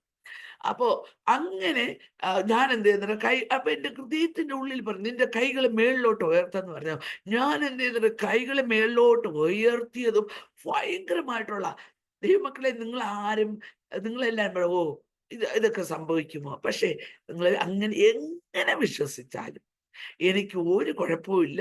എൻ്റെ ജീവിതത്തില് ഞാൻ അനുഭവിച്ചത് എൻ്റെ കർത്താവ് എൻ്റെ കൈകളിൽ തന്ന ശക്തി, ആ ശക്തി ഇറങ്ങിയതും എൻ്റെ ഹൃദയത്തിൽ പറഞ്ഞതും അത് അവൻ്റെ മുഖത്തേക്ക് വെക്ക് എന്ന് പറഞ്ഞതും ഞാൻ വെച്ചതും ആ സമയത്ത് പുള്ളിക്കാരൻ അതായത് ഭയങ്കരമായിട്ടുള്ള വയലന്റ് ആയത്. പിശാചിളവുമ്പോൾ ഭയങ്കര വയലന്റ് ആവുമല്ലോ, നമ്മൾ കണ്ടിട്ടില്ലേ? അതുപോലെ ഭയങ്കരമായിട്ട് വയലന്റ് ആയതും കിടന്ന് ബഹളം വെച്ച് എന്നെ ചീത്ത വിളിക്കുക, എന്നെ ഭയങ്കര ഞാനൊരു ദ്രോഹിയെ പോലെ, പുള്ളിക്കാരനെ ദ്രോഹിക്കുന്ന ഒരു ദ്രോഹിയെ പോലെ എന്നെ കണ്ടിട്ട് നീ എന്നെ കൊല്ലുവാനാണ് വരുന്നത് എന്ന് പറഞ്ഞിട്ട് പുള്ളിക്കാരൻ എന്നെ ഭയങ്കരമായിട്ട് ഫയർ ചെയ്യുക എന്ന് വെച്ചാല് ഈ കൈ പുള്ളിക്കാരന്റെ മുഖത്തേക്ക് വെച്ചതും, അതായത് ആ ദൈവത്തിന്റെ ശക്തി ഇറങ്ങിയ ആ കൈ വെച്ചതും എന്താണ് ഒരു 10,000 മുട്ടുസൂചി എടുത്ത് ഞാൻ കയ്യിൽ വെച്ചിട്ട് പുള്ളിക്കാരന്റെ മുഖത്ത് വെച്ചാൽ എങ്ങനെ ഇരിക്കും, അതുപോലെയാണ് പുള്ളിക്കാരൻ അനുഭവപ്പെട്ടത്. അത്രത്തോളം ദൈവപ്രവൃത്തി ഇറങ്ങി. അതായത് ഒരു ഭയങ്കരമായിട്ടുള്ള ഒടുവിൽ പുള്ളിക്കാരനെ ടച്ച് ചെയ്യാൻ സമ്മതിക്കത്തില്ല. നീ മുഖത്ത് ടച്ച് ചെയ്യണ്ട എന്ന് വെച്ചാൽ അതുപോലെ പ്രശ്നം. അപ്പോഴും പറയുക, നീ മുഖത്ത് ടച്ച് ചെയ്യണ്ട, അപ്പൊ ഞാൻ വീണ്ടും ഞാൻ അതായത് ഒരു വലിയ ഹോളാണ്. ആ ഹോളിൽ ഞാൻ പറഞ്ഞില്ലേ പ്രാർത്ഥന നടക്കുന്ന ഒരു ഹോളാണ്. ആ ഹോളിൽ ഇങ്ങനെ നടക്കുക. ആ സമയത്ത് പിന്നെ പറയുക, പിന്നെ ഞാൻ പറഞ്ഞു ഒന്ന് വെക്കും, ഞാൻ പുറകെ നടക്കുക. എനിക്കറിയാം കയ്യിൽ എന്ത് ഭയങ്കരമായിട്ട് എനിക്കറിയത്തില്ല, ഭയങ്കര ഒരു പവർ എൻ്റെ കൈക്കകത്ത്. എന്നിട്ട് അത് കുറേ ദിവസം ഉണ്ടായിരുന്നു കേട്ടോ, ദൈവകൃപയാൽ. എന്നിട്ട് ഇപ്പോഴില്ലാന്നല്ല. ഓക്കെ. ഇപ്പോഴും ദൈവകൃപയാൽ രോഗസൗഖ്യ വരം ദൈവം എനിക്ക് തന്നിട്ടുണ്ട് കേട്ടോ. ഒരുപാട് ക്യാൻസർ പേഷ്യന്റിന് വേണ്ടി പ്രാർത്ഥിക്കുവാനും ഒക്കെയും ദൈവം അവസരം, ഒരു ബ്രെയിൻ ട്യൂമറായിട്ടുള്ള ഒരു കുഞ്ഞിനെ ഇത് പ്രാർത്ഥിച്ച ഒരു CSIയിൽ സാക്ഷ്യം പറയാൻ പോയപ്പോൾ അവിടെ വെച്ച് പ്രാർത്ഥിച്ച സൗഖ്യ. പക്ഷെ അവരെല്ലാവരും അപ്പോൾ നമ്മളെ അത് ആ ഒരു അവർക്ക് വിടുതൽ കിട്ടിക്കഴിഞ്ഞു കഴിഞ്ഞാൽ പിന്നെ അതാണല്ലോ. അതുപോലെ പിന്നെ വേറൊരു കൊച്ച് ഒരു കൊച്ച് കുടലിന് ഓപ്പറേഷൻ വേണമെന്ന് പറഞ്ഞ് അങ്ങനെ പ്രാർത്ഥിച്ചപ്പോൾ അവിടെയും വിടുതൽ ദൈവം അത്ഭുതകരമായ പിന്നെ ഞാൻ ഇന്ന് ജീവനോടെ ഇരിക്കുന്നതും എനിക്ക് രോഗസൗഖ്യ വരം ദൈവം തന്നതുകൊണ്ട് തന്നെയാണ്. കാരണം അതുപോലുള്ള പോരാട്ടത്തിന്റെ നടുവിലാണ്. എന്ന് വെച്ചാല് ഈ നാളെ എവള് എഴുന്നേൽക്കില്ല, നാളെ എവള് ഈ ചത്ത് കിടക്കും, അല്ലെങ്കിൽ എവള് ഒരു രോഗിയായിട്ട് കിടക്കും എന്ന് കണക്ക് കൂട്ടിയിരിക്കുന്ന, അതായത് പൈശാചിക ശക്തി ഉപയോഗിക്കുന്ന മനുഷ്യരുണ്ടല്ലോ. പക്ഷെ അങ്ങനെ നോക്കിയിരിക്കുന്ന വ്യക്തികളുടെ നടുവിലാണ് ഞാൻ ഇന്ന് നിങ്ങളുടെ മുമ്പിൽ ഇരിക്കുന്നത്. അതായത് ദിവസവും എന്നെ ഹീൽ ചെയ്ത്, സത്യമായിട്ടും എനിക്കറിയാം എൻ്റെ ശരീരം അതുപോലെ തകർന്നു പോകുന്നു എന്ന് ഫീലാവും. ഞാൻ കിടന്ന് പ്രാർത്ഥിച്ചുകൊണ്ട് കിടക്കും. ഞാൻ നല്ല അടുത്തൊരു കുതിരയെ പോലെ ചാടി എഴുന്നേക്കും. എൻ്റെ അടുത്ത് ഇന്നും എൻ്റെ ഒരു ഫ്രണ്ട് പറഞ്ഞു, നീ ഒരു കുതിരയെ പോലെ അല്ലേ പോകുന്നതെന്നാ പറയുന്ന. ദൈവകൃപയാണ് കേട്ടോ, ദൈവകൃപയാണ്, എൻ്റെ കഴിവൊന്നുമല്ല. ആ ഒരു ദൈവകൃപ എനിക്ക് കിട്ടിയത് കൊണ്ട് തന്നെയാണ് എൻ്റെ ദൈവം എനിക്ക് ദൈവം ആ സമയത്ത് തന്നതായിരിക്കാം. ഓക്കെ, അതവിടെ നിൽക്കട്ടെ. പക്ഷെ എൻ്റെ വിശ്വാസം, നിങ്ങളെ വിശ്വസിച്ചാലും ഇല്ലേലും അന്ന് നടന്ന സംഭവം ഇങ്ങനെ കൈവച്ച പുള്ളിക്കാരനോട് പറയുക, ഇനി നീ കൈവെക്കണ്ട. ഞാൻ പുറകെ നടക്കുമ്പോ ഇനി നീ കൈവെക്കണ്ട, നീ എൻ്റെ അപ്പൊ ഞാൻ പറയാം, എന്ന് ശരി കൈവെക്കണ്ട, എനിക്ക് ദൂരെ മാറി വെച്ച്, ഇത് മുഖമാണെങ്കിൽ ഇങ്ങനെ ഞാൻ വെച്ച് പ്രാർത്ഥിച്ചോട്ടെ, ഇങ്ങനെ ഞാൻ പറയുക, ഈ പുള്ളിക്കാരനോട് പറയും, ഇനി ഇങ്ങനെ വെച്ച് പ്രാർത്ഥിച്ചോട്ടെ, ഇങ്ങനെ വെച്ച് പ്രാർത്ഥിച്ചോട്ടെ. അപ്പൊ പറയാ, ആ ശരി എന്നാ തുടരുത്. ഇങ്ങനെ എൻ്റെ ദൈവം എനിക്ക് ഇങ്ങനെ ഇതേപോലെ തന്നെ, ഇതേപോലെ ഇങ്ങനെ വെച്ച് ദൂരെ തൊടാതെ, ദൂരെ മുഖം ഇത്ര ഉണ്ടെങ്കിൽ ദൂരെ ആ മുഖത്തിന്റെ ആ കല്ല് പോലെ ഇരുന്ന ഇങ്ങനെ ഇരുന്ന് പ്രാർത്ഥിച്ചോണ്ടിരുന്ന സമയം, ഇങ്ങനെ ഇരുന്ന അപ്പോഴും പുള്ളിക്കാരന് എന്തോ ശൂലം കണക്ക് എന്തോ കയറുന്നത് പോലെ ഉള്ളൊരു ഫീലിംഗ് ഉണ്ടായി ആ സമയത്ത്. അങ്ങനെ കുറേ സമയം പിന്നെയും ഓട്ടം, പിന്നെ എന്നെ ചീത്തവിളി, ഞാനിതിന്റെ പുറകെ നടക്കുന്നു, ചീനപ്പ ചീനോ എന്നൊന്ന് കൈവെക്ക് സുഖാവാൻ വേണ്ടി. പുള്ളിക്കാരനാണെങ്കിൽ എന്നെ ഫയർ ചെയ്തോണ്ടിരിക്കുക, ഞാനാണെങ്കിൽ ചീനപ്പ ചീനു എന്ന് വിളിച്ച് പുറകെ നടക്കുക. അങ്ങനെ അത്രയ്ക്ക് ആ ഒരു അവസ്ഥയിൽ കൂടെ കടന്നു പോയി. കുറെ നേരം കഴിഞ്ഞപ്പോഴത്തേക്ക് അതങ്ങ് കല്ലെന്ന് പറഞ്ഞാല് നമ്മളെ വീട്ടില്, അതായത് ഈ താമസിക്കുന്ന വീട്ടില് ഒരു ആന്റി, അവിടെ പ്രാർത്ഥനയ്ക്ക് വരുന്ന ഒരു ആന്റി വരാം, അവിടെ അടുത്ത് താമസിപ്പുണ്ട്. ഒരു ദിവസം ആന്റി അവിടെ വന്നു. അപ്പൊ പുള്ളിക്കാരനാ ചെന്ന് വാതിൽ തുറന്നേ. അപ്പോഴത്തേക്ക് പുള്ളിക്കാരന്റെ മുഖം കണ്ടിട്ട് ഞെട്ടി ബാക്കിലോട്ട് പോയി. ശോഭന എന്ന് പറയുന്ന ഒരു ആന്റി, അതായത് അങ്ങോട്ട് ഞെട്ടി മാറി. അത്രമാത്രം വിരൂപമായിട്ടിരുന്നു, നിങ്ങളോട് പറഞ്ഞാൽ മനസ്സിലാവില്ല. അതുപോലെ ഒരു മുഖം വിരൂപമായ ആ ഒരു ഇത് നമുക്കറിയാലോ, ഒരു നീര് വരെ ഒരു ഉറുമ്പ് കടിച്ചാൽ പോലും നമ്മുടെ മുഖം മാറിപ്പോകും. പക്ഷെ അതുപോലെ വിരൂപമായിരുന്ന മുഖത്തെ ദൈവം തമ്പുരാൻ ആ സമയത്ത് അത് സ്പോഞ്ച് പോലെയായി. നമ്മളൊരു ലാസ്റ്റിൽ എന്താ സംഭവിച്ചതെന്നറിയാവോ? നമ്മളെ ഒരു സഞ്ചിയിൽ എന്തെങ്കിലും എടുത്തു കഴിഞ്ഞാൽ അത് ഇങ്ങനെ കിടക്കുക, അതുപോലെ ഇവിടെ വന്ന് എല്ലാം കൂടി ഇങ്ങനെ കിടന്നു. പിന്നെ പുള്ളിക്കാരൻ, അതായത് വെളുത്തതിന് ശേഷം ആ സമയത്ത് ഇതിനകത്ത് ഈ 9 മണിക്ക് തുടങ്ങിയ സംഭവം യുദ്ധമായിരുന്നു. ശരിക്കും പറഞ്ഞാല് പിശാചും ദൈവവും തമ്മിലുള്ള ഒരു യുദ്ധമായിരുന്നു അതിനകത്ത് നടന്നേ. അവിടെ നിന്ന് ദൈവം വിടുവിച്ച്, അതായത് പിന്നെ അത്ഭുതകരമായിട്ട് പുള്ളിക്കാരന് ഇത്തിരി ആശ്വാസമായി. പുള്ളിക്കാരൻ കിടന്നുറങ്ങുക. എപ്പോഴും താടി വളർത്തുന്ന സ്വഭാവം, പാസ്റ്റർ പോലെ താടി വളർത്തുന്ന പുള്ളിക്കാരനെ. അപ്പൊ ഞാനിങ്ങനെ നോക്കിയിട്ട്, ഞാനിങ്ങനെ താടിയിൽ ഇങ്ങനെ നോക്കി പതുക്കെ പുള്ളിക്കാരെ കടന്നതിന് ശേഷം ഇങ്ങനെ നോക്കിയപ്പോഴത്തേക്ക് ഒരു ബ്ലഡ് സ്പോട്ട് ഞാൻ ഒന്നും വെച്ച് കുത്തിയിട്ടില്ല. എൻ്റെ കയ്യിൽ ഒരു പിഞ്ഞ് പോലല്ല, ഒരു മൊട്ട് സൂചി പോലും എൻ്റെ കയ്യിലില്ല കേട്ടോ. ഒരു ബ്ലഡ് സ്പോട്ട്, അത് എങ്ങനെ വന്നു എന്നൊന്നും എനിക്കറിയത്തില്ല. എൻ്റെ അടുത്ത്, അതായത് മണിക്കൂറുകൾ, നമ്മളൊരു അസുഖം വന്നതെല്ലാം പൊട്ടിപ്പോണേ എല്ലാം വേണമെങ്കിൽ എന്ത് ചെയ്യണേനും അതിന് ഒരു ദിവസങ്ങളുണ്ട്, കൊണ്ട് 2 ദിവസം വേണം, 3 ദിവസം വേണം, പോട്ടെ, അത് വെറുതെ പൊട്ടിപ്പോയാൽ പോലും ഒരു 5 ദിവസം വേണം. ഇത് ഓൺ ദ സ്പോട്ട്, അതായത് ആ ആ ഒരു മണിക്കൂറുകൾ കൊണ്ട് എല്ലാം പഴുത്ത് രക്തവും പഴുപ്പുമായിട്ട് പോവുകയെന്ന് വെച്ചാല്, അന്ന് അടുത്ത ദിവസം ഒരു ബുധനാഴ്ചയാണ്. എനിക്ക് വേണ്ടപ്പെട്ട ഒരു ചേച്ചിയുടെ വീട്, അന്ന് കവടിയാർ താമസിക്കുന്ന ഒരു ആൻറ്റി ഉണ്ട്. അവരുടെ വീട്, ഞാൻ നന്തൻകോട് താമസിക്കുന്നു, നന്തൻകോടിൽ നിന്ന് കവടിയാർ ഒരു ആൻറ്റിയുടെ വീട്ടിൽ വെച്ച് എല്ലാ ബുധനാഴ്ചയും പ്രെയർ ഉണ്ട്. അപ്പം വീട്ടിലെ കാര്യമൊക്കെ ഞാൻ പെട്ടെന്ന് ഒതുക്കി വെച്ചിട്ട് ഞാൻ പ്രാർത്ഥനയ്ക്ക് പോവുകയാണ്. പ്രാർത്ഥനയ്ക്ക് പോയ സമയത്ത് പുള്ളിക്കാരന് വെറുതെ കണ്ണാടിയുടെ മുമ്പിൽ നിന്നിട്ട് വെറുതെ ഇങ്ങനെ എന്തോ ഒരു അസ്വസ്ഥ പോലെ തോന്നിയിട്ട്, വെറുതെ ഇങ്ങനെ, വേദനയൊന്നും അല്ല, നമുക്കൊരു ഇറിറ്റേഷൻ തോന്നുമല്ലോ, അങ്ങനെ ഒരു ഇങ്ങനെ പ്രസ് ചെയ്തത് മാത്രം അറിയാം, എല്ലാം പോയി. ഒരു ടാപ്പ് തുറന്നു വിടും പോലെ, ഒരു പൈപ്പിന്റെ ടാപ്പ് തുറന്നു വിട്ടാൽ എങ്ങനെ. അപ്പോ എന്റെ കർത്താവ് അത്ഭുതം. തിരിച്ചു വന്നപ്പോ, അതായത് ഞാൻ കണ്ടിട്ട് പോകുന്ന മുഖം എന്ന് പറയുന്നത് ഇവിടെ ഒരു സഞ്ചി പോലെ ഇരിക്കുക. ഈ രാവിലെ പ്രാർത്ഥനയ്ക്ക് പോകുമ്പോൾ ഞാൻ കണ്ടിട്ട് പോകുന്നത് ഇവിടെ ഒരു സഞ്ചി പോലെ ഇരിക്കുന്ന, ആ എല്ലാം കൂടെ ഇവിടെ ഇരിക്കുന്നത് പോലെ ഞാൻ കണ്ടിട്ട് പോകുന്നത്. അവിടെ നിന്ന് ഞാൻ പ്രാർത്ഥനയ്ക്ക് അവിടെ ഇരുന്നപ്പോഴത്തേക്ക്, അവിടുത്തെ അന്ന് മൊബൈലൊന്നും ഇല്ലല്ലോ, ഫോൺ വിളിച്ചപ്പോഴത്തേക്ക് ഇതുപോലെ നീ വരണം. അപ്പം ഞാൻ പറഞ്ഞു എന്തായാലും പ്രാർത്ഥന കഴിഞ്ഞിട്ടേ ഞാൻ വരത്തുള്ളൂ എന്ന് പറഞ്ഞ് പ്രാർത്ഥന കഴിഞ്ഞിട്ട് ഞാൻ വീട്ടിൽ ചെന്നിട്ട് ഞാൻ ആ വാതിൽ, ഈ വീട് ഇവിടെ ഇങ്ങോട്ട് വാതിലിൻ്റെ അവിടെ വന്നിട്ട് ഞാൻ ഇങ്ങനെ നിൽക്കുമ്പോൾ ആള് അതായത് പഴയ മുഖവുമായിട്ട് നിൽക്കുന്നു. ഞാനിങ്ങനെ വാതിലിൽ ചാരി നിന്ന് ഇങ്ങനെ നോക്കിക്കൊണ്ട് നിൽക്കുവാണ്. എന്ന് വെച്ചാൽ ഒരു വിരൂപമായിരുന്ന മുഖത്തെ ആ വിരൂപത്തെ മാറി കണ്ടത്. ഞാനേ മറ്റുള്ളവര് പറയുന്നത് കേട്ടതല്ല, ഞാൻ എൻ്റെ ജീവിതത്തിൽ എൻ്റെ കർത്താവ് ഇറങ്ങി വന്ന് സൗഖ്യം നിന്ന്. പക്ഷെ ഒരു കാര്യം പറയട്ടെ, എൻ്റെ വിശ്വാസം ഇത്രയും വിടുതൽ കിട്ടിയ ഒരു വ്യക്തി, സാധാരണ ഒരു വ്യക്തിയാണെങ്കിൽ, പുള്ളിക്കാരനെ ഞാൻ കുറ്റം പറയുന്നതല്ല, ഓരോരുത്തർക്കും ഓരോരോ കൃപയാ ദൈവം കൊടുത്തിരിക്കുന്നത്. പക്ഷെ എന്തോരം ദൈവത്തിന് വേണ്ടി പ്രയോജനപ്പെടുവാനും വേണ്ടിയിട്ട് ആഗ്രഹിക്കും, അങ്ങനെയുള്ള ഒരു മനുഷ്യനായിരിക്കുമല്ലോ. പക്ഷെ അതിൽ എനിക്കൊരു വിഷമം തോന്നിയിട്ടുണ്ട് കേട്ടോ. എന്താ എനിക്കറിയത്തില്ല, അത് പുള്ളിക്കാരനെ എങ്ങനെയാണ്, എനിക്കത് ഇന്നും നമ്മളെല്ലാ മനുഷ്യർക്കും ഇതുള്ളതുപോലെ, ഈ രഹസ്യങ്ങൾ ഉള്ളതുപോലെ പുള്ളി എന്താണെന്ന് എനിക്കറിയത്തില്ല. ഭാര്യയാണെങ്കിലും ഞാൻ പൂർണ്ണമായിട്ട് എനിക്ക് മനസ്സിലാക്കാൻ കഴിഞ്ഞിട്ടില്ല.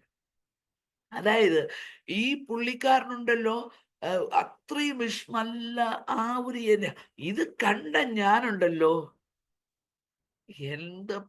ഈ ലോകം മുഴുവനും ഇളകി വന്നാലും എൻ്റെ കർത്താവ് എൻ്റെ കൂടെ ഉണ്ടെന്നുള്ള ആ ഒരു ബോധ്യം ഇന്നും എനിക്കുണ്ട്. എനിക്ക് ഏത് സമയം എന്ത് സംഭവിക്കാം, അതുപോലുള്ള പ്രശ്നത്തിൽ കൂടെയൊക്കെയാണ് ഞാൻ കടന്നു പോകുന്നത്. എന്ന് വെച്ചാൽ എന്നെ കൊന്നു കളയുവാൻ പോലും, അത് പറഞ്ഞാൽ വിശ്വസിക്കത്തില്ല കേട്ടോ, അത് ഇനി ഒരിക്കലും സാക്ഷ്യം പറയാം, ഇതിപ്പൊ നടന്നുകൊണ്ടിരിക്കുന്ന കാര്യമാണ്. അതുപോലുള്ള സാക്ഷ്യം, അതുപോലുള്ള പ്രശ്നത്തിൽ കൂടെയാണ് കടന്നു പോകുന്നത്. അത് ഇന്നത്തെ വേദനയാണല്ലോ നാളത്തെ സാക്ഷ്യം. ഞാൻ അന്ന് വേദന അനുഭവിച്ചത് കൊണ്ടാണല്ലോ ഇന്ന് നിങ്ങളുടെ മുമ്പിലായിരിക്കുന്നത്. അതുപോലെ ഇപ്പോഴും ഞാൻ കടന്നു പോകുന്ന ചില വിഷയമുണ്ട്, അത് നാളൊരു സമയം ചിലപ്പോൾ സാക്ഷ്യമായിട്ട് ദൈവം. അതല്ല, എനിക്ക് എൻ്റെ കർത്താവ് ഈ ഭൂമിയിൽ ഇത്ര നാളെ വെച്ചിട്ടുള്ളൂ, ഓക്കെ, എനിക്ക് അതിലൊരു വിഷമവും ഇല്ല. എന്തായിരുന്നാലും എനിക്ക് ഒരേ ഒരു മോളെ ദൈവം തന്നു, അവളെ കാര്യം ഓക്കെയായി. അതും ഒരു വലിയൊരു അത്ഭുതമാണ്. കയ്യിലൊന്നുമില്ല, ദൈവം തമ്പുരാൻ വളരെ വ്യക്തമായിട്ട് അവന് അവളെ വിവാഹം കഴിക്കുവാൻ വരുന്ന കൊച്ചിന് ദൈവദർശനം ഉണ്ടായിട്ട് ഇവളെ തന്നെ വിവാഹം കഴിക്കണമെന്ന് ദൈവദർശനം പോലെ അവളിന് ഉണ്ടായിട്ട് അവനൊന്നും മേടിക്കാതെ, 1 രൂപ പോലും നമ്മൾ കൊടുത്തിട്ടില്ല. ദൈവം അവനെ ബ്ലസ് ചെയ്തു. അവനിപ്പോൾ യു കെയിലാണ്. അവർ യു കെയിൽ എന്ന് പറഞ്ഞാൽ നമ്മൾ അവിടെ അങ്ങനെയൊന്നും അല്ല. അവര് നല്ല സെറ്റിലായാലും നല്ലതായാൽ മതി. എനിക്ക് മരിച്ചാലും കുഴപ്പമില്ല. എൻ്റെ കർത്താവിന് വേണ്ടിയിട്ട് കുറച്ചൊക്കെ ഞാൻ ചെയ്തിട്ടുണ്ട്. എന്തായിരുന്നാലും കുറേ പേര് എന്നെ ഇങ്ങനെ നോക്കിക്കൊണ്ടിരിപ്പുണ്ട്, എന്താണ് ഇവൾക്ക് സംഭവിക്കുന്നത്. അവരുടെ മുമ്പിൽ ഞാൻ വീര്യ സാക്ഷ്യം തന്നെയാണ്. എന്ന് വെച്ചാൽ അവർ എന്നെ കൊല്ലാൻ വേണ്ടി നോക്കി നടക്കുന്നവരുടെ മുമ്പിൽ എന്നെ ദൈവം ഇത്രത്തോളം നടത്തിയിരിക്കുന്നതെന്ന് പറയുന്നത്, ഞാൻ ഇങ്ങനെ ഇത്രയും ആരോഗ്യത്തോടെ ജീവനോടെ, എനിക്ക് ഒരു കുഴപ്പമില്ല, കണ്ട എന്തെങ്കിലും കുഴപ്പമുണ്ടെന്ന് തോന്നുമോ? ഒരു കുഴപ്പമില്ലാതെ ഇരിക്കുന്നുണ്ടോ എങ്കിൽ എൻ്റെ കർത്താവ് തന്നെയാണ് എന്നെ വിടുവിച്ചിരിക്കുന്നത്. ഏറ്റവും വലിയ സാക്ഷ്യം, അതും ഒരു വലിയ സാക്ഷ്യമാണ്. എനിക്ക് നിങ്ങളോട് എല്ലാവരോടും പറയുവാനുള്ളത്, ദൈവമക്കളെ, നമ്മളെ കർത്താവ് നമ്മളെ വിളിച്ചവൻ നമ്മോട് കൂടെയുണ്ട്. ഒരിക്കലും അത് തള്ളിക്കളഞ്ഞിട്ട് പോകും. നമ്മൾ ചില വിഷയങ്ങളിൽ കൂടെ കടന്നു പോകേണ്ടതുണ്ട്. കടന്നു പോയാൽ മാത്രമേ നമ്മൾ പുറത്ത് വരത്തുള്ളൂ. അപ്പൊ കടന്നു പോകുമ്പോൾ അയ്യോ ഇത് എനിക്ക് ഈ വിശ്വാസം വേണ്ടേ എന്ന് പറഞ്ഞു പോവരുതേ. അവിടെ കർത്താവിൻ്റെ അടുക്കല് കർത്താവെ അങ്ങ് എൻ്റെ കൂടെ ഉണ്ടാകണമേ എന്ന് പറഞ്ഞ് പ്രാർത്ഥിച്ചുകൊണ്ട് ദൈവവചനം ധ്യാനിച്ചും പ്രാർത്ഥിച്ചും ദൈവവചനത്തിൽ കൂടെ നമ്മൾ ഇടപെടും. നമ്മളെ നമ്മുടെ ഹൃദയത്തിൽ ദൈവം സംസാരിക്കും. അതൊക്കെ ഞാൻ അനുഭവിച്ചവളാ. എനിക്കൊന്നും അറിയാത്ത ദൈവവചനം എന്തെന്ന് പോലും അറിയാത്ത ഒരു വ്യക്തി, അധികം ഒന്നും അറിയാത്ത ഒരു വ്യക്തിയായിരുന്ന ഞാൻ എന്നോട് എത്രയും സംസാരിച്ചുവെങ്കിൽ നിങ്ങളോടത്തൊക്കെ എത്രയും അധികം. ഓക്കെ, അപ്പൊ നിങ്ങളോടത്ത് എല്ലാവരോടത്തും എനിക്ക് പറയാനുള്ളത്, എൻ്റെ കർത്താവ് ഭയങ്കര സ്നേഹവാനാണ്. എൻ്റെ കർത്താവ് ഒരിക്കലെങ്കിലും ഞാൻ നിന്നെ ഒരു നാളും കൈവിടില്ല, ഞാൻ നിന്നെ ഒരു നാളും ഉപേക്ഷിക്കുകയില്ല. ഭയപ്പെടേണ്ട, ഞാൻ നിന്നോട് കൂടെയുണ്ട്. ഭ്രമിച്ചു പോകേണ്ട, ഞാൻ നിന്റെ ദൈവമാകുന്നു. നീ വെള്ളത്തിൽ കൂടി കടന്നാലും ഞാൻ നിന്നോട് കൂടെ ഇരിക്കും, തീയിൽ കൂടി നടന്നാലും വെന്തു പോകുകയില്ല. നമ്മുടെ കർത്താവ് നമ്മോട് കൂടെയുണ്ട്. നമ്മൾ കടന്നു പോകുന്ന ഏത് പ്രതിസന്ധിയാണെങ്കിലും അവിടെ ജയത്തോടെ നടത്തുവാൻ, സകല ഇടത്തും ജയത്തോടെ നടത്തുവാൻ നമ്മുടെ ദൈവം വിശ്വസ്തനാണ്. തീർച്ചയായിട്ടും ഹല്ലേലൂയ. സകലത്തിനും ഉന്നതനാണ്, സകല നാമത്തിനും മേലായ നാമമുള്ളവനാണ് നമ്മുടെ കർത്താവ്. അതുകൊണ്ട് ഒന്നിനെ കുറിച്ചും ഭാരപ്പെടരുത്. എല്ലാം ആ തക്ക സമയത്ത് ദൈവം നമുക്ക് നൽകി തരും. അത് ഏറ്റവും വലിയ കാര്യം. നമ്മുടെ ഈ ലോകത്തിൽ സമ്പാദ്യവുമോ അതോ ഇഷ്ടം പോലെ വലിച്ചു അതുപോലുള്ളതൊന്നുമല്ല. ഏറ്റവും വലിയ കാര്യം നിത്യജീവൻ. ഏറ്റവും വലിയ കാര്യം നമ്മൾ നമ്മുടെ കർത്താവിനോട് കൂടെ ആയിരിക്കണം. അതാണ് ഏറ്റവും വലിയ കാര്യം. ഇത്രയും പറഞ്ഞുകൊണ്ട് എൻ്റെ സാക്ഷ്യത്തിൽ നിന്ന് ഞാൻ വിരമിക്കുന്നു. നമുക്ക് പ്രാർത്ഥിക്കാം. സ്വപ്നപ്രേക്ഷകർക്ക് വേണ്ടി പ്രാർത്ഥിക്കുന്നു. മഹാപരിശുദ്ധനും നിത്യനും നീതിമാനുമായ ഞങ്ങളുടെ നല്ല ദൈവമേ, സ്വർഗീയ പിതാവേ, അങ്ങയുടെ പ്രിയപുത്രന്റെ നാമത്തിൽ ഈ സമയം അങ്ങയുടെ മുഖത്തേക്ക് നോക്കുന്ന കർത്താവേ, പ്രിയ ശ്രോതാക്കൾക്ക് വേണ്ടി പ്രാർത്ഥിക്കുന്നു. അവർ കടന്നു പോകുന്ന അവസ്ഥകളെ അങ്ങ് കാണുന്നു. അവരെ സഹായിക്കണമേ, അവരെ വിടുവിക്കണമേ, അങ്ങയുടെ നാമ മഹത്വമാക്കി മാറ്റിക്കൊള്ളണമേ, അവിടെ വിശ്വാസത്തെ വർദ്ധിപ്പിക്കണമേ, കൃപകളെ പകരണമേ എന്ന് പ്രാർത്ഥിക്കുന്നപ്പ. രോഗികളായിരിക്കുന്നവരെ അങ്ങ് വചനം അയച്ചു വിടുവിക്കണമേ.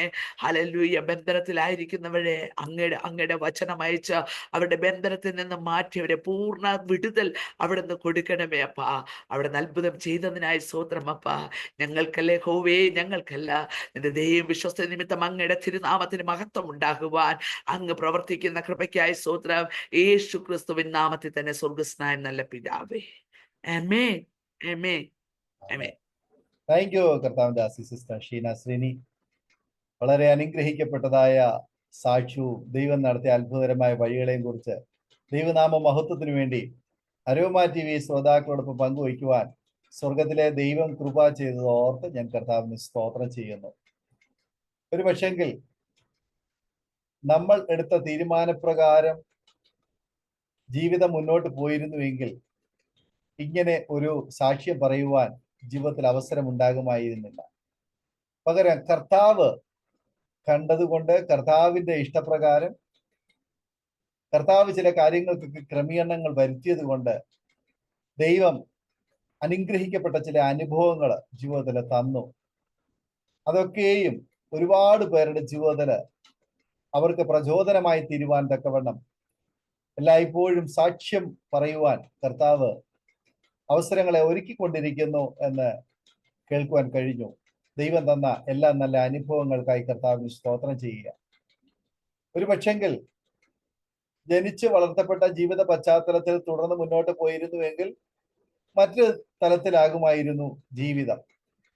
പ്രാരംഭത്തിൽ ഓർപ്പിച്ചതുപോലെ 19-ാം വയസ്സിൽ ജീവിതം അവസാനിപ്പിക്കുവാൻ വേണ്ടി തീരുമാനിച്ച് അതിനുള്ള ഒരുക്കങ്ങൾ ചെയ്തുകൊണ്ടിരിക്കുന്നതായ സന്ദർഭത്തിൽ ദൈവത്തിന്റെ പരിശുദ്ധാത്മാവ് മുറിക്കുള്ളിൽ പ്രവർത്തിച്ച ആ അത്ഭുത ഇടപെടലുകളാണ് ജീവിതത്തിൽ ഒരു വഴിത്തിരിവായി തീരുവാൻ മുഖാന്തരമായി തീർന്നത്.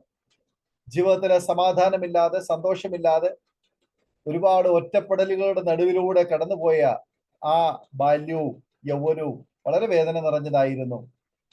ജീവിക്കുവാൻ താല്പര്യമില്ലാതെ, ഇനി മുന്നോട്ട് പോകാൻ കഴിയില്ല എന്ന് വിചാരിച്ച്, ആരോരും അറിയാതെ നല്ല യൗവനത്തിൽ ജീവിതം അവസാനിപ്പിക്കുവാൻ ശ്രമിച്ചപ്പോൾ പിശാച് ജീവിതത്തിന്റെ ആ അവസാന നിമിഷത്തെ വെല്ലുവിളിച്ച് മുന്നിൽ നിൽക്കുമ്പോൾ അവിടെ വന്ന് സ്വർഗത്തിലെ ദൈവം തന്റെ ദൂതന്മാരെ അയച്ച് ആ പൈശാചിക ശക്തിയെ അവിടെ നിന്ന് വെട്ടിമാറ്റിയിട്ട് ഒരു പുതിയ ജീവിതം തന്നു. ആ ജീവിതം പിന്നീട് അങ്ങോട്ട് തിരിഞ്ഞു നോക്കേണ്ടി വന്നില്ല. ഇന്നും വളരെ സന്തോഷകരമായ നിലയിൽ മുന്നോട്ട് പോകുവാൻ ദൈവം സഹായിച്ചുകൊണ്ടിരിക്കുന്നു. അനുഗ്രഹിക്കപ്പെട്ട ആത്മീയ ജീവിതവും കുടുംബ ജീവിതവും സമാധാനത്തോടെയുള്ളതായ ക്രിസ്ത്യ ജീവിതവും നയിക്കുവാൻ ദൈവം സഹായിക്കുന്നു എന്ന് കേൾക്കാൻ കഴിഞ്ഞതിൽ ഒത്തിരി സന്തോഷമുണ്ട്. ഇന്ന് ആ കുടുംബത്തെയും മറ്റു പ്രിയപ്പെട്ടവരെയും ഒക്കെ കർത്താവിങ്കിലേക്ക് പ്രയോജനപ്പെടുവാൻ ദൈവം ഉപയോഗിച്ചുകൊണ്ടിരിക്കുന്നു എന്ന് കേൾക്കാൻ കഴിഞ്ഞു. കർത്താവിന്റെ ദാസി ദൈവം അനുഗ്രഹിക്കട്ടെ.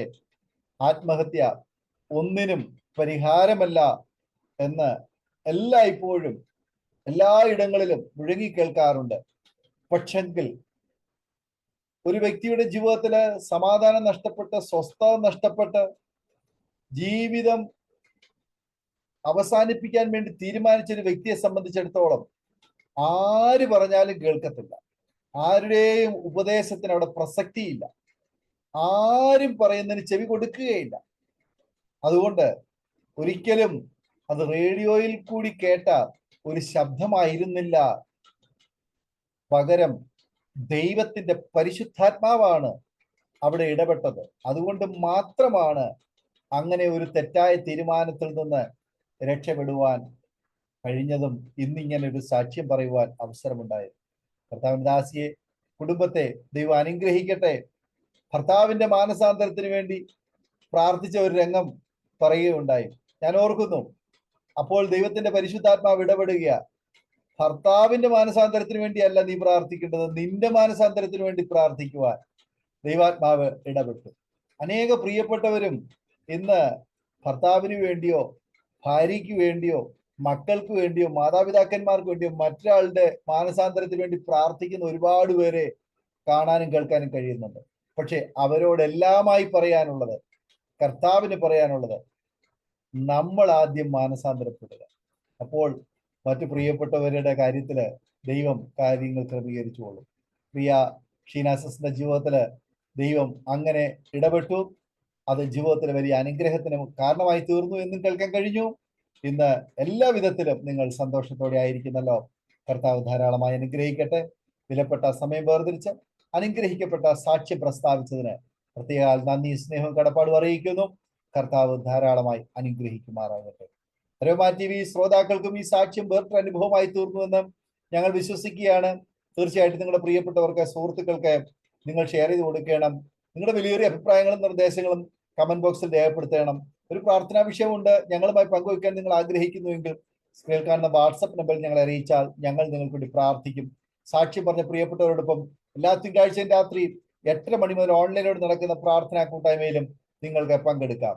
അടുത്ത അനുഗ്രഹിക്കപ്പെട്ട സാക്ഷ്യവും വചനചിന്തയുമായി നാം വീണ്ടും കൂടി കാണുമ്പോഴേ എല്ലാ പ്രിയപ്പെട്ടവർക്കും good bye. God bless you all. Amen, amen. aromamary.com നല്ലൊരു വരനെ കണ്ടു. നമുക്കൊന്ന് നോക്കിയാലോ?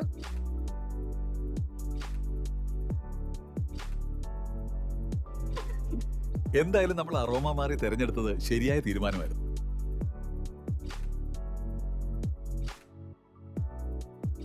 aromamary.com വെബ്സൈറ്റ് ആൻഡ് മൊബൈൽ ആപ്ലിക്കേഷനിലൂടെ ജീവിത പങ്കാളിയെ കണ്ടെത്തൂ.